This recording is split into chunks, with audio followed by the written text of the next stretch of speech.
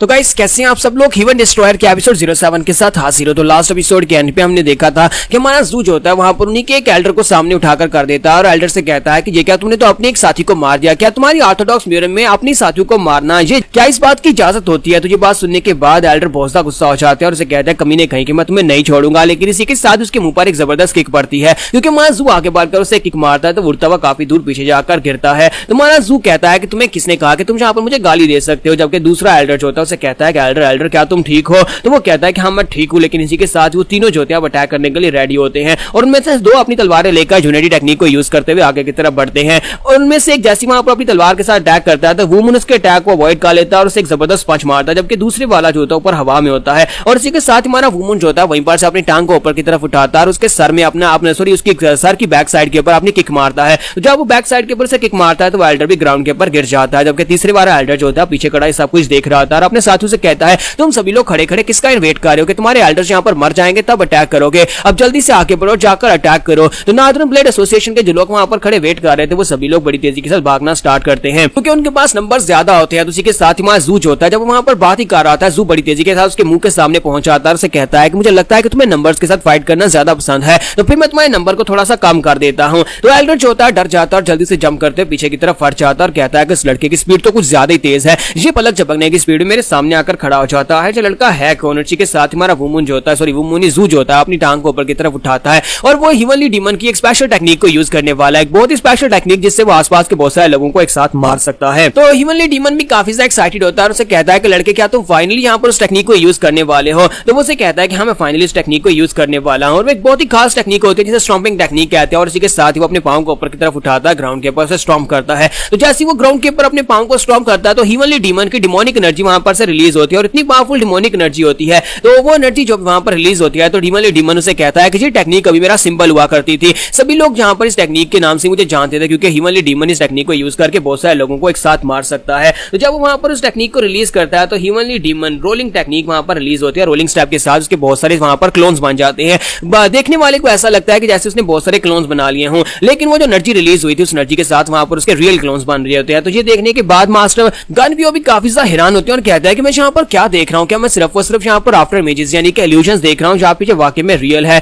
जबकि दूसरी तरफ से ज़ूटियान एल्डर जो होते हैं वो कहता है कि लड़के तुम्हें क्या लगता है कि तुम यहाँ पर इस तरह के इल्यूजन्स को यूज करके हमें हरा सकते हो। तो हमारा जू कहता है क्या तुम वाकई में श्योर हो ये सिर्फ और सिर्फ इल्यूजन्स हैं, तुम खुद ही यहाँ पर देख लेना कि ये इल्यूजन्स हैं या नहीं। तो इसी के साथ ये एल्डर जो होते हैं वो अपनी तलवार लेकर उसके ऊपर अटैक करने के लिए आगे बढ़ते हैं और कहते हैं हम लोग त्याशान स्वर्ड्समैन और हम लोग इतनी आसानी के साथ इस तरह के इल्यूजन टेक्निक्स के चकमे में नहीं आने वाले और अब तुम यहाँ पर मरने वाले हो, तुम्हारी इल्यूशनरी टेक्निक हमारे खिलाफ काम नहीं करेगी। और जैसे एल्डर करीब पहुंचकर उसके ऊपर अटैक करने लगता है तो वो कहता है कि ये वाला रियल हो सकता है, यानी कि ये क्लोन है। उन्हें पता होता है कि आसपास क्लोन्स हैं और ये वाला रियल होगा। तो जब वो उसके ऊपर अटैक करते हैं तो इसी के साथ ही हमारा जू जो होता है पीछे से निकलता है और अपने क्लोन के साथ उसके ऊपर अटैक करता है और उसकी बॉडी के आर पार अपना हाथ कर देता है और वो एल्डर वहीं पर मर जाता है। और उसके बाकी के जो क्लोन्स होते हैं वो सारे के सारे बिल्कुल वहां पर रियल फील हो रहे होते हैं, रियली वहां पर अटैक कर रहे होते हैं। आसपास उनके जितने सोल्जर्स होते हैं, जितने गार्ड्स होते हैं, सभी के ऊपर वो अटैक किए जा रहा होता है। और काफी देर की फाइट के बाद वहां पर दिखाते हैं कि एक एल्डर वहां पर जिंदा बचता है, यानी कि बाकी के दोनों एल्डर्स मर जाते हैं और उनके साथ जितने साथी होते हैं वो सारे भी वहां पर मर जाते हैं और उस एल्डर का एक बाजू कट चुका होता है। तो एल्डर कहता है कि मुझे लगता है कि हम लोग इस फाइट को नहीं जीत पाएंगे और वो अपने बच्चे कुछ जितने साथी होते हैं उन सभी लोगों से कहता है कि भागो यहाँ से, हमें बचकर जाना होगा।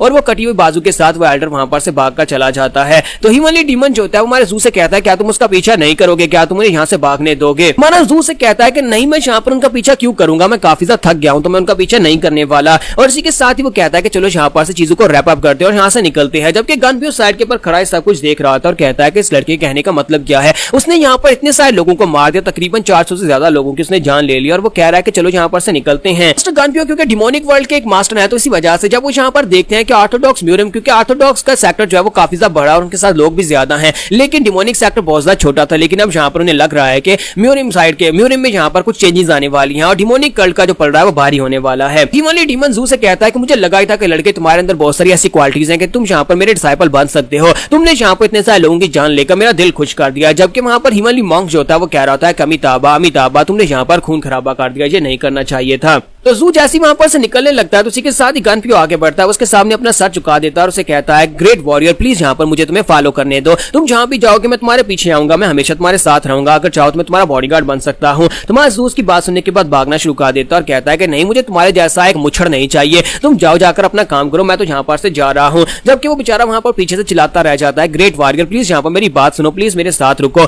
लेकिन वो वहां पर नहीं रुकता। तो उसके साथ इसके बाद नेक्स्ट सीन जो होता है हमें काइफेंग सिटी का दिखाया जाता है कि हमारा जू जो होता है वहां से सीधा काइफेंग सिटी में पहुंचता है। तो जब वो काइफेंग सिटी में पहुंचता है तो वहां पर पहले से रूमर्स फैले होते हैं, सभी लोग आपस में बातें कर रहे होते हैं। शहर के बीचों बीच सभी लोग पहले तो ये बात कर रहे होते हैं कि इस वक्त टाइशैंग की तरफ से और दूसरी तरफ से ऑर्थोडॉक्स म्यूरम में नॉर्दर्न ब्लेड एसोसिएशन के लोग जो हैं वो 7 डीमन किंग्स का शिकार करने के लिए निकले थे। कहा जाता है कि उनमें से 6 डीमन किंग्स को मार दिया गया है और उनमें से एक डीमन किंग जिसका नाम गनपियो है, ब्लू फेस गनपियो, वो जिंदा बच गया है। लेकिन साथ ही वो लोग वहां पर दूसरी खबर के बारे में भी चर्चा कर रहे होते हैं कि वो लोग यहाँ पर इस बारे में बहस कर रहे होते हैं कि हमने सुना है कि एक नया बहुत ही पावरफुल मार्शल आर्टिस्ट जो है वो अपीयर हुआ है जिसका नाम हीवन डिस्ट्रॉयर है। हीवन डिस्ट्रॉयर इतना पावरफुल है कि उसने यहाँ पर ऑर्थोडॉक्स म्यूरम के 500 मार्शल मास्टर्स की जान ले ली और साथ ही नॉर्दर्न ब्लेड एसोसिएशन के 170 लोगों की जान ली है। यानी कि उस अकेले बंदे ने जहां पर इतने सारे लोगों की जान ली है वो बहुत ही खतरनाक किस्म का डिमोनिक मास्टर है, उसको हीवन डिस्ट्रॉयर कहा जा रहा है। सिर्फ और सिर्फ एक ही एटियानशन एल्डर जो वहां पर से जिंदा बचकर वापस आ पाया, बाकी के सभी एल्डर्स वहां पर मारे गए, बहुत सारे लोग वहां पर मारे गए। उस अकेले ने यहाँ पर सब कुछ कर दिया है, लेकिन जो एल्डर वहां पर जिंदा बचकर आया उसने कहा है कि वो जो है वो डीमन गार्ड की तरह दिखाई नहीं देता बल्कि वो एक हैंडसम लड़के की तरह दिखाई देता है। और इस वक्त वो लोग इस पूरी म्यूरियम में हीवन डिस्ट्रॉयर को ढूंढ रहे हैं ताकि उसे ढूंढकर उसे सजा दी जा सके। तुम्हारा जो लोगों के पास से गुजरकर जा रहा था उन सभी की बातें सुन रहा था कि यहाँ पर तो मैं काफी ज्यादा फेमस हो गया हूँ और सभी लोग यहाँ पर मुझे ढूंढ भी रहे हैं, यानी कि अगर ऑर्थोडॉक्स सेक्टर के लोगों के हथे में चढ़ गया तो वो लोग तो मुझे बिल्कुल भी नहीं छोड़ेंगे। हीवन डीमन तो काफी ज्यादा खुश हो रहा था क्योंकि उसे तो यहाँ पर फेम चाहिए होती है। तो वो कहता है कि लड़के देखो तुम कितने ज्यादा फेमस हो गए हो, तुम्हारा नाम यहाँ पर सभी की जुबानों पर है, सभी लोग हीवनली डिस्ट्रॉयर का नाम ले रहे हैं। मुझे लगता है कि तुम्हें सभी लोगों के सामने खड़े होकर कहना चाहिए कि तुम ही हीवनली डिस्ट्रॉयर हो, इन सभी को दिखाओ। तुम्हारा जू से कहता है कि अपनी बकवास बंद करो, मैं यहाँ पर जितना इस सबसे दूर रहना चाहता हूँ तुम उतना मुझे इस समय फंसाने की कोशिश कर रहे हो। मुझे यहाँ पर इस बेकार की फाइट में अपने आप को नहीं झोंकना चाहिए था, ना ही मुझे वहां पर जाकर फाइट करके इतने लोगों की जान लेनी चाहिए थी। तो हीवनली डीमन उसे कहता है कि तुम क्या कह रहे हो, तुम इस वक्त म्यूरियम में, और एक मार्शल आर्टिस्ट का मतलब ये होता है कि उसे अपने स्किल्स को हॉन्ट करना होता है और दूसरों को हराकर अपने आप को स्ट्रॉन्गर बनाना होता है। जब किसी के साथ हीवनली मॉन्क उसे कहता है कि तुम यहाँ पर इस लड़के को गलत बता रहे हो, तुम इसे यहाँ पर गलत रास्ते के ऊपर लेकर जा रहे हो। तो हीवनली डीमन उसे कहता है कि मॉन्क तुम तो अपना मुंह बांध ही रखो। कि जून दोनों से कहता है कि तुम दोनों यहाँ पर अपना मुंह बंद रखो, तुम दोनों शोर मचा रहे हो। फिर साथ ही वो कहता है अगर ऐसे चलता रहा मुझे लगता है कि यहाँ पर ऑर्थोडॉक्स म्यूरियम के लोग मुझे पहचान लेंगे क्योंकि हीवनली डिस्ट्रॉयर यानी कि मेरा चेहरा उनमें से काफी सारे लोगों ने देखा हुआ है। मुझे लगता है कि मुझे यहाँ पर अपनी अपीयरेंस को चेंज करना होगा। तो हीवनली मॉन्क से कहता है कि तुम्हें यहाँ पर अपने आप को डिस्गाइज करने की जरूरत नहीं है, मैं तुम्हारे चेहरे के एक्सप्रेशंस को चेंज कर देता हूँ, यानी कि मैं यहाँ पर अपनी टेक्निक की मदद से तुम्हें पूरी तरह से एक नया लुक दे दूंगा जिसके बाद यहाँ पर कोई भी तुम्हें पहचान नहीं पाएगा। तो यहाँ पर हम लोग अपनी एपिसोड 07 का एंड करेंगे। नेक्स्ट एपिसोड में देखेंगे कि हमारा जू अब आगे कौन सा एडवेंचर करने वाला है, क्योंकि अपना चेहरा तो वो चेंज कर लेगा लेकिन हीवनली डीमन की नेचर को कैसे चेंज करेगा। तो गाइस कैसे हैं आप सब लोग, हीवनली डिस्ट्रॉयर के एपिसोड 08 के साथ हाजिर हूं। तो लास्ट एपिसोड के एंड पे आपने देखा था कि हमारा जू जो होता है वो काइफेंग सिटी में होता है और वहां पर क्योंकि सभी लोग हीवनली डिस्ट्रॉयर के नाम ले रहे होते हैं तो उसी वजह से उसे अपने आप को डिस्गाइज करना पड़ता है। तो हीवनली मॉन्क उसे कहता है कि मैं यहाँ पर तुम्हारे एक्सप्रेशंस को चेंज करता हूँ। तो उसके बाद नेक्स्ट सीन जो होता है हमें एक पवेलियन का दिखाया जाता है जो कि एक रेस्टोरेंट टाइप होता है। तो वहां पर हमारा जू अंदर बैठ जाता है जाकर खाना खाने के लिए और वहां पर जो रिसेप्शन वाली लड़की होती है वो हमारे जू के सामने आकर खड़ी हो जाती है और साथ ही ब्लश करना शुरू कर देती है क्योंकि जू पहले से भी ज्यादा हैंडसम लग रहा होता है। तो वो उसे कहता है कि मेरे लिए अल्कोहल की बॉटल साथ में कुछ स्नैक्स लेकर आओ। तो वो लड़की उसे कहती है हाँ क्यों नहीं यंग मास्टर, मैं अभी लेकर आती हूँ। और साथ ही वो अभी वहीं पर उसे घूर घूर कर देख रही होती है। तुम्हारा जू कहता है क्या हो गया, तुम यहाँ पर से जा क्यों नहीं रही, मैंने तुम्हें ऑर्डर दे दिया है। तो वो उसे कहते हैं नहीं कुछ नहीं मैं अभी जाती हूँ, जाकर ऑर्डर लेकर आती हूँ। तुम्हारा जू कहता है कि कहीं ऐसा तो नहीं है कि सभी लोगों ने यहाँ पर मुझे पहचान भी लिया, स्पेशली इस लड़की ने, कहीं ऐसा तो नहीं है कि पता चल गया है कि मैं हीवन डिस्ट्रॉयर हूँ। लड़की उसे कहते हैं कि सर असल बात यह है कि मैंने आज से पहले जब से मैं यहाँ पर काम कर रही हूँ तब से इस रेस्टोरेंट में आप जितना हैंडसम लड़का मैंने आज तक नहीं देखा, बहुत ज्यादा हैंडसम है और इसी वजह से मैं यहाँ पर आपको देख रही हूँ। तो हमारा जू से कहता है कि तुम्हारा बहुत बहुत शुक्रिया तारीफ के लिए, अब जाओ जाकर खाने के लिए कुछ ले आओ। तो वो कहते हैं जी सर मैं अभी जाकर लैब के लिए लेकर आती हूँ और वो भागती वहां पर से चली जाती है और उसके लिए वाइन और साथ में स्नैक्स ले आती है। तुम्हारा जू जो होता है वहां पर अपनी वाइन पीता है, स्नैक्स पीता है। तो साथ ही हमारा जू वहां पर सोच रहा होता है ये वाइन तो बिल्कुल भी अच्छी नहीं है, इसका टेस्ट जो है वो वैसा बिल्कुल भी नहीं है जैसा मैं इंपीरियल पैलेस में पीता रहा हूँ। तो हीवनली मॉन्क से कहता है कि मुझे तो यहाँ पर अल्कोहल के बारे में कुछ पता भी नहीं है क्योंकि मैंने जिंदगी में कभी अल्कोहल पी नहीं है, लेकिन मुझे इतना पता है कि जो काम इंसान होते हैं वो सभी लोग यहाँ पर अल्कोहल इसलिए पीते हैं ताकि ताकि वो अपने गम बुला सके या फिर इस दुनिया को बुला सके। पता नहीं यहाँ पर वो लोग अल्कोहल को पीते क्यों हैं, लेकिन मुझे नहीं पता कि इसको पीने के बाद कैसा फील होता है, इसलिए मुझे नहीं पता कि अल्कोहल जो होती है वो किस तरह की टेस्ट करती है। तो हमारा जू जो होता है वहां पर खामोश बैठा होता है और कहता है कि हाँ, अल्कोहल वाकई में यहाँ पर काफी ज्यादा अलग टेस्ट रखती है, क्योंकि रॉयल पैलेस में मैं यहाँ पर अल्कोहल जरूर पीता अगर मैं यहाँ पर एम्परर बना रहता, और मैं वहां पर अपने सामने बैठकर डांस देख रहा होता लड़कियों को नाचते हुए, साथ ही वहां पर रॉयल पैलेस की रॉयल जो वाइन होती है उसको मैं पीता। लेकिन अफसोस के अंकल जैन ने यहाँ पर पहली बगावत कर दी और मुझे गद्दी के ऊपर बैठने नहीं दिया, जिसकी वजह से मैं उस वाइन को पी नहीं पाया। और इसी के साथ ही हमारा जू कहता है कि ये वाली वाइन जो है वैसी बिल्कुल भी नहीं है जैसी हमारे पैलेस में मिलती थी, इसका जायका बहुत ज्यादा कड़वा है। तो इसी के साथ हिमालय मॉन्क से कहता है कि मैं यहाँ पर तुम्हें वाइन के बारे में एक बात बताता हूँ। मैंने सुना था कि अगर यहाँ पर आप किसी टेंशन में हो या फिर आपके दिमाग को कोई बीमारी लगी हो, तभी आप यहाँ पर शराब के जो मजा है उसको सही से फील नहीं कर पाते, आपको वो कड़वी लगती है। तो ये बात सुनने के बाद जू से कहता है कि ये क्या बात हुई, तुम यहाँ पर किस बारे में बात कर रहे हो। तो हिमालय मॉन्क से कहता है कि मैं यहाँ पर यही कहने की कोशिश कर रहा हूँ कि आपने आज यहाँ पर क्या किया, आपने यहाँ पर मर्डर किया, आपने किसी की जान ली है, और मुझे लगता है कि आपने जिंदगी में पहले कभी किसी की जान नहीं ली होगी। इसी वजह से क्या आपको पता है कि जो कोई गुनाह करता है उसे अपने गुनाह का पछतावा खुद ही करना पड़ता है। इसके साथ हिमालय मॉन्क से कहता है तो प्लीज यहाँ पर दोबारा इस तरह की गलती करने से पहले प्लीज सोचिएगा कि आप यहाँ पर किसी की जान ले रही है तो कल को आपको इसका हिसाब भी देना पड़ेगा। और यहाँ पर बेकार की फाइट्स में अपने आप को घुसाने की जरूरत भी नहीं थी, वो फाइट आपकी थी नहीं जहाँ पर आप 500 लोगों की जान लेकर आ गए हैं। आप यहाँ पर उस फाइट से चुपचाप निकल सकते थे, लेकिन आप वहां पर से चुपचाप निकलकर यहाँ पर आकर वाइन पीते तो मुझे लगता है कि आपको यहाँ पर वाइन का टेस्ट जो है बहुत ज्यादा स्वीट महसूस होता। तो हिमालय डीमन वहां पर से निकलता है और उसे कहता है कि ओल्ड मॉन्क कहेंगे तुम तो वाकई में यहाँ पर ऐसी बातें कर रहे हो जिसने कभी जिंदगी में वाइन पी भी नहीं है। तो वाइन जो होती है वो सिर्फ और सिर्फ हमारे जैसे लोगों के लिए होती है, वाइन पीकर हमें अच्छा महसूस होता है। तुम यहाँ पर क्या इसे भाषण दे रहे हो, इसे अच्छाई के भाषण देना बंद करो। उन सभी लोगों को मरना ही चाहिए था क्योंकि वो सभी लोग कमीने और घटिया लोग थे। दुनिया का असूल है कि अगर आप यहाँ पर किसी को मारोगे नहीं तो वो आपको मार डालेगा, तो यहाँ पर यही बेहतर है कि आप यहाँ पर मारने वाले बन जाओ मरने वाले की बजाय। हिमालय मॉन्क से कहता है कि हिमालय डीमन तुम यहाँ पर इसका दिमाग खराब कर रहे हो, इसने जिंदगी में पहली बार इतने सारे लोगों की जान लिया, तो इसी वजह से मैं यहाँ पर इसे कुछ समझाने की कोशिश कर रहा हूँ कि यहाँ पर बेकार की फाइट्स में अपने आप को डालने की जरूरत क्या है। तुम इस लड़के को बिल्कुल भी नहीं समझते, ये लड़का पहले ऐसा बिल्कुल भी नहीं था, ये एक बहुत ही अच्छा बच्चा था और तुम्हारी वजह से तुम्हारी हिमालय डीमन आर्ट्स को यूज करके इसने इतने सारे लोगों की जान ली है। तो हिमालय डीमन उसे कहता है कि तुम तो अपनी बकवास बंद रखो, तुम बीच में ना बोला करो।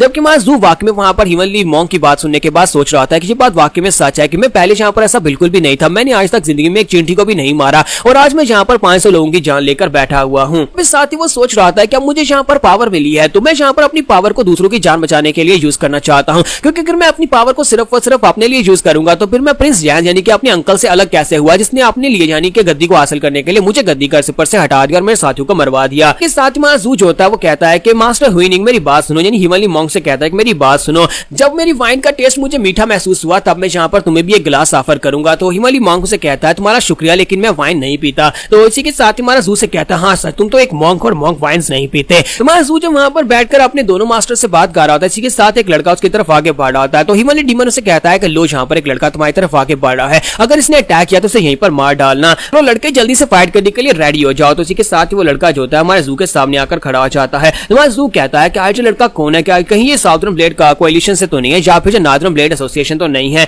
और इसी के साथ ही वो लड़का वहां पर आने के बाद उसे रिस्पेक्ट देता है और उसे कहता है कि मेरा नाम टैंग जियो वू है, मैं सिचुआन की टैंग फैमिली का यंग मास्टर हूं। तो हमारा जो जू होता है उसे कहता है कि टैंग जियोंग वू, इसका मतलब यह है कि तुम टैंग फैमिली के यंग मास्टर हो। तो वो कहता है कि हाँ मैं टैंग फैमिली का यंग मास्टर हूं और मेरे साथ यहाँ पर रिनाउंड फैमिलीज के यंग मास्टर्स बैठे हुए हैं, हमारा ग्रुप यहाँ पर एंजॉय करने के लिए आया है, क्या तुम हमें ज्वाइन करना चाहोगे? हमने तुम्हें देखा कि तुम यहाँ पर अकेले बैठे हो तो क्या तुम हमारे साथ आना चाहोगे? तो इसी के साथ ही हमारा जू जो होता है वहां पर साइड के ऊपर देखता है तो वहां पर उसके साथ कुछ और यंग मास्टर्स और यंग मिसेज होती हैं। तो ये सारे के सारे जो होते हैं यहाँ की 4 फेमस फैमिलीज होती हैं जो कि काफी खास फैमिली है जिनके नाम मैं आगे बताता हूं। तो उन फैमिलीज के यंग मास्टर्स और यंग मिसेज होते हैं। तो हमारा जू सभी लोगों की तरफ देखता सोच रहा होता है कि इन सभी को देखने के बाद, इनकी अपीयरेंस, इनके कपड़े देखने के बाद तो लगता है कि ये ऑर्थोडॉक्स म्यूजियम के खास सेक्टर्स के यंग मास्टर्स और यंग मिसेज हो सकते हैं और ऊपर से सभी लोग यहाँ पर काफी स्पेशल मार्शल आर्टिस्ट भी हैं। अगर मुझे यहाँ पर म्यूजियम वर्ल्ड के बारे में और इन्फॉर्मेशन चाहिए तो मुझे इनके साथ बैठना चाहिए, मुझे इनके पास इन्फॉर्मेशन मिल सकती है। हमारा जू टैंक से कहता है कि हाँ क्यों नहीं, मैं यहाँ पर तुम्हें ज्वाइन करूंगा और इसी के साथ ही वो उनके साथ वहां पर आ जाता है। तो वहां पर आने के बाद हमारा टैंक उसे इंट्रोड्यूस करवाता है और कहता है कि यहाँ पर आओ, इन सभी लोगों से ग्रीट करो,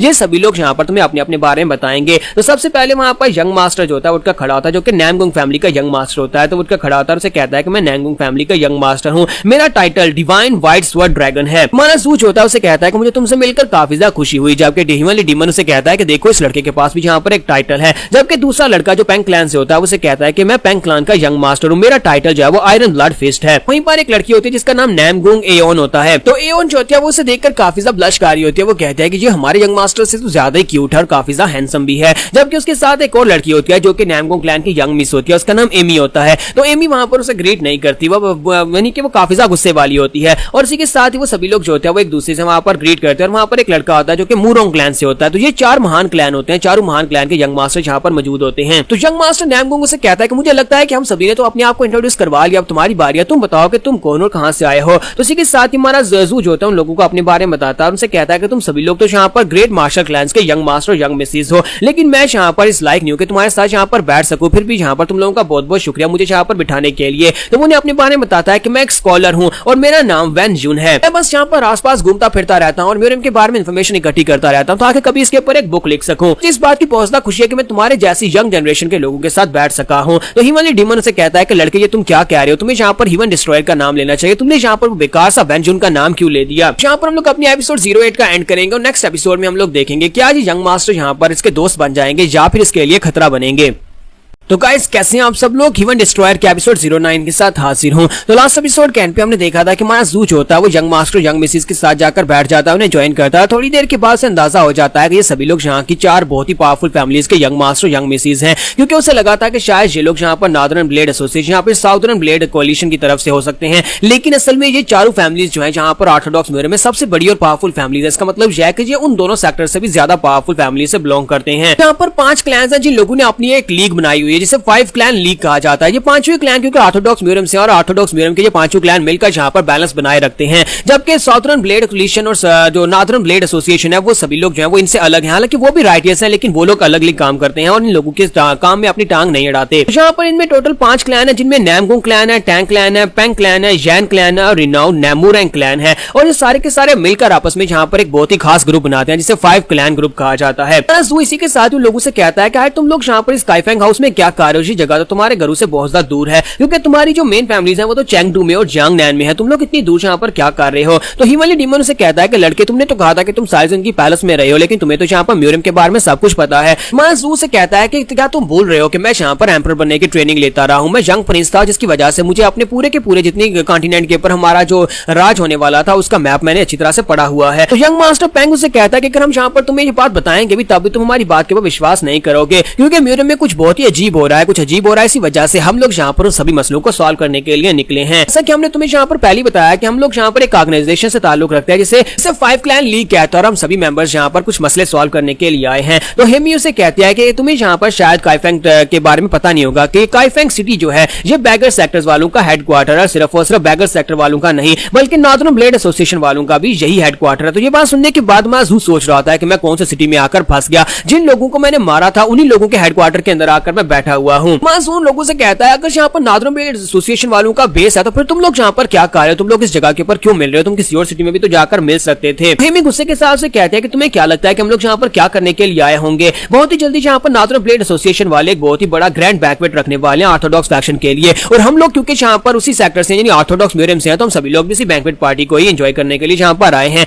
यानी उसको ज्वाइन करने के लिए यहाँ पर आए हैं। तो उसका भाई उसे कहता है कि हेमी क्या तुम यहाँ पर हमारे गेस्ट के साथ इस तरह बदतमीजी से बात करोगे, तुम कुछ ज्यादा ही रूडली बात कर रहे हो, सर आराम से बात करो। तो वो कहती है अच्छा ठीक है बिग ब्रदर, मैं यहाँ पर आराम से बात करूंगी। तो उसी के साथ ही ज़ू लोगों से कहता है कि मुझे एक बात बताओ कि तुम लोगों ने कहा कि नॉर्दर्न ब्लेड एसोसिएशन वाले यहाँ पर एक बहुत ही बड़ी बैंक्वेट पार्टी देने वाले हैं, तो इसका मतलब शायद उस बैंक्वेट पार्टी में बहुत सारे और मार्शल आर्टिस्ट भी आने वाले हैं। तो हेमी से कहते हैं कि हाँ यहाँ पर और भी आने वाले हैं, तुम्हें क्या लगता है कि और नहीं आएंगे, क्या हम लोग सिर्फ आएंगे। तो ज़ू से कहता है कि हाँ मुझे लगा था, इसी वजह से जब मैं यहाँ पर एंटर हुआ काइफेंग सिटी में तो यहाँ पर बहुत सारे मार्शल आर्टिस्ट को मैंने देखा, यहाँ पर तो बहुत सारे लोग हैं और मुझे म्यूरियम के बारे में ज्यादा कुछ नहीं पता। तो ब्रदर नामगुंग उसे कहता है कि हाँ यहाँ पर लगता है कि तुम्हें म्यूरियम के बारे में कुछ भी नहीं पता और तुम यहाँ पर म्यूरियम के बारे में क्या कुछ जानना चाहते हो। म्यूरियम एक बहुत ही खतरनाक जगह है और म्यूरियम यहाँ पर किसी वक्त भी बदल सकती है, क्योंकि यहाँ पर बहुत ज्यादा खतरा हर वक्त मंडलाता रहता है। अब जबकि यहाँ पर मुसीबत और भी ज्यादा बढ़ चुकी है तो इसी वजह से अब यहाँ पर टेंशन भी बढ़ चुकी है। तो हमारा ज़ू कहता है कि इस बात का क्या मतलब है। तो नामगुंग उसे कहता है कि शायद तुम्हें नहीं पता कि डिमोनिक पाथ और जो ऑर्थोडॉक्स पाथ है दोनों के बीच में एक लड़ाई चल रही है। तुमने यहाँ पर ये बात तो सुनी होगी कि यहाँ पर डिमोनिक कल्ट के जो 7 डीमन किंग्स थे उनमें से 6 डीमन किंग्स को ऑर्थोडॉक्स म्यूरियम के लोगों ने मार डाला है और बाकी के एक जो बंदा बचा है उसके पीछे भी लगे हुए हैं ताकि उसे भी ढूंढकर मारा जा सके। ये सभी लोग यहाँ पर से डिमोनिक पाथ के लोगों को हमेशा के लिए खत्म करना चाहते हैं और अब ये फाइट जो है वो लगता है कि एंड तक जाएगी। हालांकि शुरुआत से यहाँ पर जो दोनों पावर्स जो थी एग्जिस्ट करती आई हैं, यानी डिमोनिक कल्ट और साथ में ऑर्थोडॉक्स जो है एक बैलेंस में यहाँ पर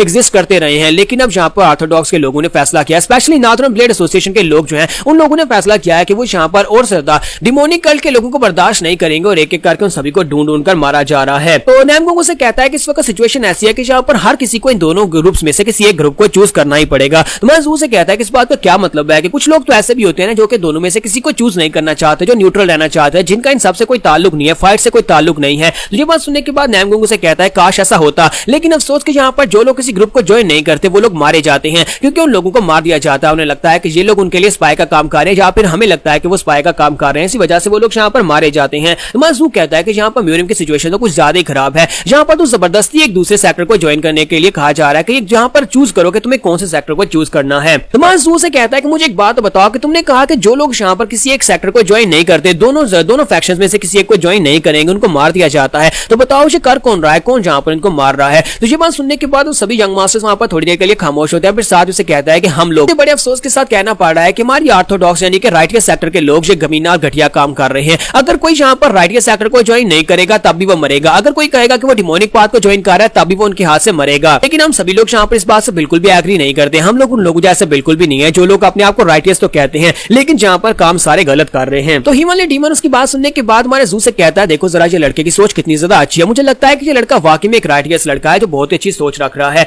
और इसी के साथ ही हेमी जो होती है वो अपने भाई से कहते हैं कि ब्रदर तुम्हें नहीं लगता कि तुम्हें यहाँ पर इस तरह की बातें सभी लोगों के सामने नहीं करनी चाहिए, जबकि हम लोग यहाँ पर इस वक्त नॉर्दर्न ब्लेड एसोसिएशन के बेस पर बैठे हुए हैं, कोई भी तुम्हारी बात को सुन सकता है। तो मैं जू वहां पर सोच रहा था कि मुझे लगता है कि यहाँ पर इन लोगों ने बिल्कुल ठीक कहा है, यहाँ राइटियस सेक्टर जो है पूरी तरह से खराब हो चुके हैं। मेरे अंकल को ही ले लो, वो भी एक राइटियस सेक्टर से ही ताल्लुक रखते हैं, लेकिन उन लोगों ने यहाँ पर क्या किया, मुझे पैलेस से खदेड़ दिया और मुझे वहां पर से मारने की कोशिश भी की है। तो उन लोगों से कहता है कि तुम लोगों का बहुत बहुत शुक्रिया, मुझे यहाँ पर इस बारे में कुछ भी आइडिया नहीं था कि म्यूरियम के अंदर हालात किस तरह के हैं, तुम लोगों ने यहाँ पर मुझे काफी कुछ नया बताया है। यंग मास्टर नैमगोंग से कहता है कि तुम यहाँ पर म्यूरियम के बारे में काफी कुछ जानना चाहते हो, तो क्या तुम यहाँ पर कुछ और सवाल पूछना चाहते हो? मुझे लगता है कि हम तुम्हारे सवालों के जवाब दे सकते हैं, पूछो तुम क्या पूछना चाहते हो। तो जू कहता है कि मेरा सवाल थोड़ा सा अटपटा है, तो क्या तुम लोग यहाँ पर सवाल का जवाब दे पाओगे? मुझे एक बात तो बताओ, ये बताओ कि इस वक्त म्यूरियम में सबसे ज्यादा स्ट्रॉन्गेस्ट कौन है? तो ये बात सुनने के बाद नैमगोंग से कहता है जरा मुझे सोचने दो, अगर मैं यहाँ पर गलत नहीं हूँ तो फिर मैं यहाँ पर तुम्हें सोचकर बताता हूँ। तो इसी के साथ ही वो सभी लोगों के चेहरे के एक्सप्रेशंस भी चेंज हो जाते हैं। तुम्हारा जू कहता है क्या होगा, क्या मैंने कोई गलती कर दी? तो इसी के साथ ही नैमगोंग से कहता है कि अगर मैं यहाँ पर तुम्हें सच्ची बताऊं, यानी कि अपनी सही बात में बताऊं कि इस वक्त पूरी की पूरी म्यूरियम में सबसे ज्यादा स्ट्रॉन्गेस्ट इंसान जो है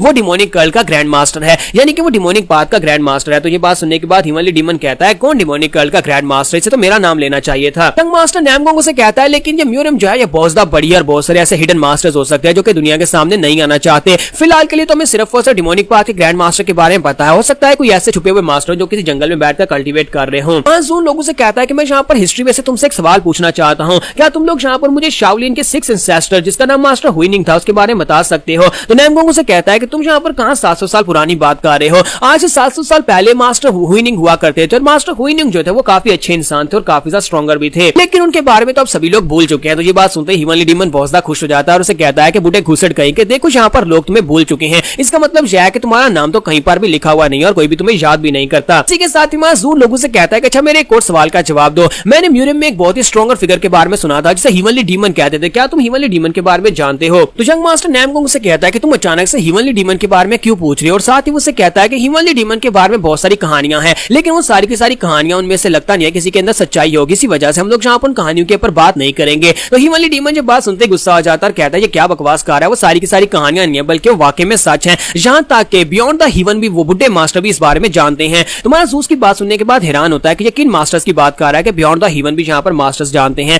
और जब वो लोग वहां पर बात कर रहे होते हैं इसी के साथ उन्हें साइड के ऊपर से एक लड़की के चिल्लाने की आवाज आती है और वो सभी लोग जल्दी से घूमकर पीछे की तरफ देखते हैं। तो वहां पर नॉर्दर्न ब्लेड एसोसिएशन की एक स्पेशल स्क्वाड होती है जो कि एक लड़की का पीछा करते वहां पर आती है। तो वो लड़की बेचारी वहां पर नीचे गिरी पड़ी होती है और वो मास्टर से कहता है कमीनी कहेंगे तुम्हें क्या लगा था कि तुम यहाँ पर हमारे हाथों से बचकर निकल पाओगे, तुम्हें यहाँ पर भागना नहीं चाहिए था। तो यहाँ पर हम लोग अपनी एपिसोड 09 का एंड करेंगे। नेक्स्ट एपिसोड में देखेंगे यहाँ पर कौन इस बच्ची की मदद करेगा, कौन इस लड़की को बचाएगा, हमारा जू या फिर बाकी के सभी यंग मास्टर्स। तो गाइस कैसे हैं आप सब लोग? ह्यूमन डिस्ट्रॉयर के एपिसोड 10 के साथ हाजिर हो। तो लास्ट एपिसोड के एंड पे हमने देखा था तो लास्ट एपिसोड के एंड पे हमने देखा था कि नॉर्दर्न ब्लेड एसोसिएशन के जो लोग होते हैं वो लोग एक लड़की को वहां पर पकड़ने की कोशिश कर रहे होते हैं और वो लड़की वहीं पर उसी रेस्टोरेंट के अंदर आकर घिरती है और उनसे कह रही थी कि मुझे छोड़ दो, लेकिन वो लोग उसे कहते हैं कमीनी कहीं कि तुम्हें क्या लगा था कि तुम हमारे हाथों से बचकर निकल पाओगी, जबकि वो उनसे कह रही थी प्लीज मुझे छोड़ दो, प्लीज मुझे जाने दो। जू जब उनके कपड़े देखता है तो वो कहता है कि ये आउटफिट ये तो नॉर्दर्न ब्लेड एसोसिएशन वालों की, इसका मतलब यह है कि ये कमीने नॉर्दर्न ब्लेड एसोसिएशन के लोग हैं, लेकिन ये इस लड़की को क्यों तंग कर रहा है। तो उसी के साथ ही वो लोग आगे बढ़ते हैं और उस लड़की के पास आकर खड़े हो जाते हैं और वो लोग आगे जब बाकी के सभी लोग जो होते हैं यंग मास्टर्स जो होते हैं वो लोग भी काफी ज्यादा गुस्सा हो रहे होते हैं कि ये लोग यहाँ पर कर क्या रहे हैं। तो इसी के साथ ही वो कमीना कैप्टन जो होता है वहां पर उसको बालू से पकड़ता है, तो इसी के साथ बालू से पकड़कर खींचदार कहता है तुमने वहां पर अपने फादर को मरने के लिए पीछे छोड़ दिया, तुम्हारा फादर जो कि डिमोनिक पाथ का एक कमीना था, हमने उसको तो मार डाला है और अब तुम्हारी बारी है, हम किसी भी डिमोनिक पाथ के कमीने को जिंदा नहीं छोड़ेंगे। जबकि वो उनसे कह रहे थे प्लीज मुझे छोड़ दो, ना मेरे फादर ना ही मैं, हम लोग डिमोनिक पाथ से नहीं है। तो ये बात सुनने के बाद इसी के साथ ही वो कहता है कि अपनी बकवास बंद करो, तुम्हें यहाँ पर मरना होगा। और साइड के ऊपर से उन्हें आवाज आती है तो हमारी हिमी जो होती है उसके ऊपर अटैक करने के लिए आगे बढ़ती है, वो अपनी तलवार लेकर उसके सामने आकर खड़ी हो जाती है और उसे कहती है इस लड़की को जल्दी से छोड़ दो, तुम इस तरह से इस लड़की को पब्लिक में ह्यूमिलिएट नहीं कर सकते। अपने आप को ऑर्थोडॉक्स वॉरियर्स कहते हो, लेकिन ऑर्थोडॉक्स वॉरियर्स यानी कि वो राइटियस होते हैं और राइटियस लोग कब से यहाँ पर ये सब कुछ करने लगे कि एक बेचारी लाचार लड़की को तुमने किस तरह से भालू से पकड़ रखा है, वो भी सारी पब्लिक के सामने। और बाकी के सभी लोग भी वहां पर चलाकर उसे कहना शुरू कर देते हैं हाँ नॉर्दर्न ब्लेड एसोसिएशन के लोग जो है कुछ ज्यादा ही खराब होते जा रहे हैं, आप लोग यहाँ पर कानून को नहीं मानते और आप लोग यहाँ पर इस लड़की को इस तरह से इसके ऊपर जुल्म नहीं कर सकते। जब किसी के साथ ही वो स्क्वाड लीडर से कहता है कि तुम्हें क्या लगता है कि हम लोग यहाँ पर इसके साथ ये नहीं कर सकते, हम लोग नॉर्दर्न एसोसिएशन की एक बहुत ही स्पेशल लॉ एनफोर्समेंट स्क्वाड है और तुम लोग बीच में आकर अपनी टांग नहीं अड़ा सकते। आए तुम लोगों की हिम्मत कैसे भी यहाँ पर बीच में ये सब कुछ करने की, अगर तुम लोग ऐसा करोगे तो फिर तुम लोगों को भी इसका साथी समझा जाएगा, तुम्हें भी सजा दी जाएगी। ये बात सुनने के बाद हेमी उसे कहती है कि तुम्हें क्या लगता है कि तुम लोग यहाँ पर हमें भी दबा सकते हो जिस तरह से तुम इस लड़की और बाकी सभी लोगों को डरा धमका कर रखा हुआ है, क्या तुम्हें लगता है कि तुम्हारा जोर नैमगुंग क्लैन के ऊपर भी चलने वाला है, अगर चल सकता है तो बताओ कि तुम यहाँ पर नैमगुंग हेमी यानी कि यंग मिस के खिलाफ क्या ही कर पाओगे। तो ये बात सुनने के बाद बाकी के सभी लोग भी काफी हैरान होते हैं और कहते हैं कि इस लड़की ने कहा कि इसका नाम नैमगुंग हेमी है, इसका मतलब यह है कि नैमगुंग फैमिली की यंग मिस है, अज़ूर स्काई डिवाइन स्वर्ड की बेटी है। तो ये बात सुनने के बाद वो उसे कहता है अच्छा तो तुम्हारा नाम नैमगुंग हेमी है, लेकिन नैमगुंग क्लैन के लोग यहाँ पर आकर हमारे काम में अपनी टांग नहीं अड़ा सकते। तुम्हें नहीं पता कि म्यूरियम में यहाँ पर एक रूल है कि हम लोग जितने भी सेक्टर्स है वो एक दूसरे सेक्टर्स के काम में अपनी टांग नहीं अड़ाते, यानी कि हम लोग जो कर रहे हैं उसे करने दो और तुम लोग यहाँ पर बीच में नहीं आ सकते। तो हेमी उसे कहते हैं कि मैं यहाँ पर इस तरह के रूल्स को बिल्कुल भी नहीं मानती, जो रूल्स यहाँ पर इंसानियत के खिलाफ हो, तुम लोग यहाँ पर इस लड़की के ऊपर जुल्म कर रहे हो और मैं यहाँ पर इस बात को बिल्कुल बर्दाश्त नहीं करूंगी। जब किसी के साथ ब्रदर नैमगुंग भी आगे बढ़ता है और उसे कहता है कि तुम्हें क्या लगता है कि हम लोग यहाँ पर तुम लोग जो भी कर रहे हो यानी कि तुम राइटियसनेस के नाम पर यहाँ पर गलत किए जा रहे हो, हम लोग अपनी आंखें बंद करके चुपचाप यहाँ पर खड़े रहेंगे। हम लोग अपने आप को मार्शल आर्टिस्ट कहते हैं और राइटियस मार्शल आर्टिस्ट कहते हैं और राइटियस मार्शल आर्टिस्ट होने का मतलब यह है कि हम लोग यहाँ पर इस लड़की की जान बचाएंगे। लोग इस लड़की को जान से मारना चाहते हो या किडनैप करना चाहते हो या फिर इसका रेप करना चाहते हो, हमें इस बारे में कुछ भी नहीं पता, लेकिन हम लोग यहाँ पर इस लड़की के साथ खड़े रहेंगे। तो स्क्वाड लीडर उसे कहता है कि तुम लोग तो यहाँ पर इस बात को समझ नहीं रहे, लेकिन हमारे लिए ये ऑर्डर्स हैं, हमें इन ऑर्डर्स को पूरा करना ही होगा। कमीनी लड़की जो इस वक्त तुम्हें काफी ज्यादा मासूम लग रही है, ये डिमोनिक पाथ के कमीने की बेटी है, इसके बाप के ऊपर इल्जाम साबित हुआ है कि वो डिमोनिक पाथ को फॉलोअर है, इसी वजह से हम लोग इसे भी यहाँ पर मार रहे हैं, क्योंकि जितने भी लोग डिमोनिक पाथ के फॉलोअर उनकी पूरी पूरी फैमिली को मिटा दिया जाएगा। ये हमारे लीडर के ऑर्डर हैं और अगर हमारे लीडर के ऑर्डर है तो उसका मतलब यह है कि हमें इन ऑर्डर्स को पूरा करना ही होगा और तुम लोग यहाँ पर बीच में नहीं आ सकते, और अगर तुम लोग यहाँ पर बीच में आओगे तो फिर हमें यहाँ पर तुम्हारे खिलाफ भी कार्रवाई करनी पड़ेगी, क्योंकि हम लोग लॉ एनफोर्समेंट स्क्वाड है, ना कि हम लोग कोई आम से मार्शल आर्टिस्ट हैं। जब वो उनसे कहता है कि हमें यहाँ पर फोर्स यूज करना पड़ेगी, इसी के साथ ही वहां पर उन्हें पीछे से हंसने की आवाज आती है। तो हमारा नैमगुंग जो होता है वो हंसते हुए कहता है कि तुम्हें क्या लगता है कि तुम यहाँ पर हमारे सामने फोर्स को यूज कर पाओगे, अगर तुम यहाँ पर किसी और से कह रहे होते, आम लोगों से कह रहे होते तो फिर तो अलग बात थी, लेकिन क्या तुम्हें लगता है कि तुम नैमगुंग क्लैन के खिलाफ यहाँ पर फोर्स को यूज कर पाओगे? कब से तुम्हारी नॉर्दर्न ब्लेड एसोसिएशन की लॉ एनफोर्समेंट एजेंसी जो है वो इतनी ज्यादा एरोगेंट हो गई और तुम लोग कुछ ज्यादा ही एरोगेंट होते जा रहे हो। हम सभी लोग यहाँ पर इसको डिफेंड करेंगे। और वो सभी यंग मास्टर्स होते हैं वो आगे बढ़ते हैं और सभी लोग आकर उसके सामने खड़े हो जाते हैं। वहां पर 8 डिसाइपल्स उसके सामने खड़े होते हैं, उन लोगों के सामने वहां पर सारे के सारे प्रेस्टिजियस फैमिलीज के यंग मास्टर्स होते हैं। तो स्क्वाड लीडर उनसे कहता है कि यंग मास्टर्स ये ऑफिशियल बिजनेस है, तुम लोग ऑफिशियल बिजनेस में अपनी टांग मत अड़ाओ, मैं बार बार तुम्हें एक ही बात कह रहा हूं। और साथ ही वो सोच रहा होता है कि इन सभी के कपड़ों को देखकर तो लगता है कि सभी लोग यहाँ पर चारों बड़ी फैमिलीज के यंग मास्टर यंग मिसेस हो सकते हैं। और साथ ही उसे कहता है कि सर क्या आप यहाँ पर हमें डराने की कोशिश करने वाले हैं, अपने स्टेटस और अपनी पावर को यूज करके हमें डराने की कोशिश कर रहे हैं?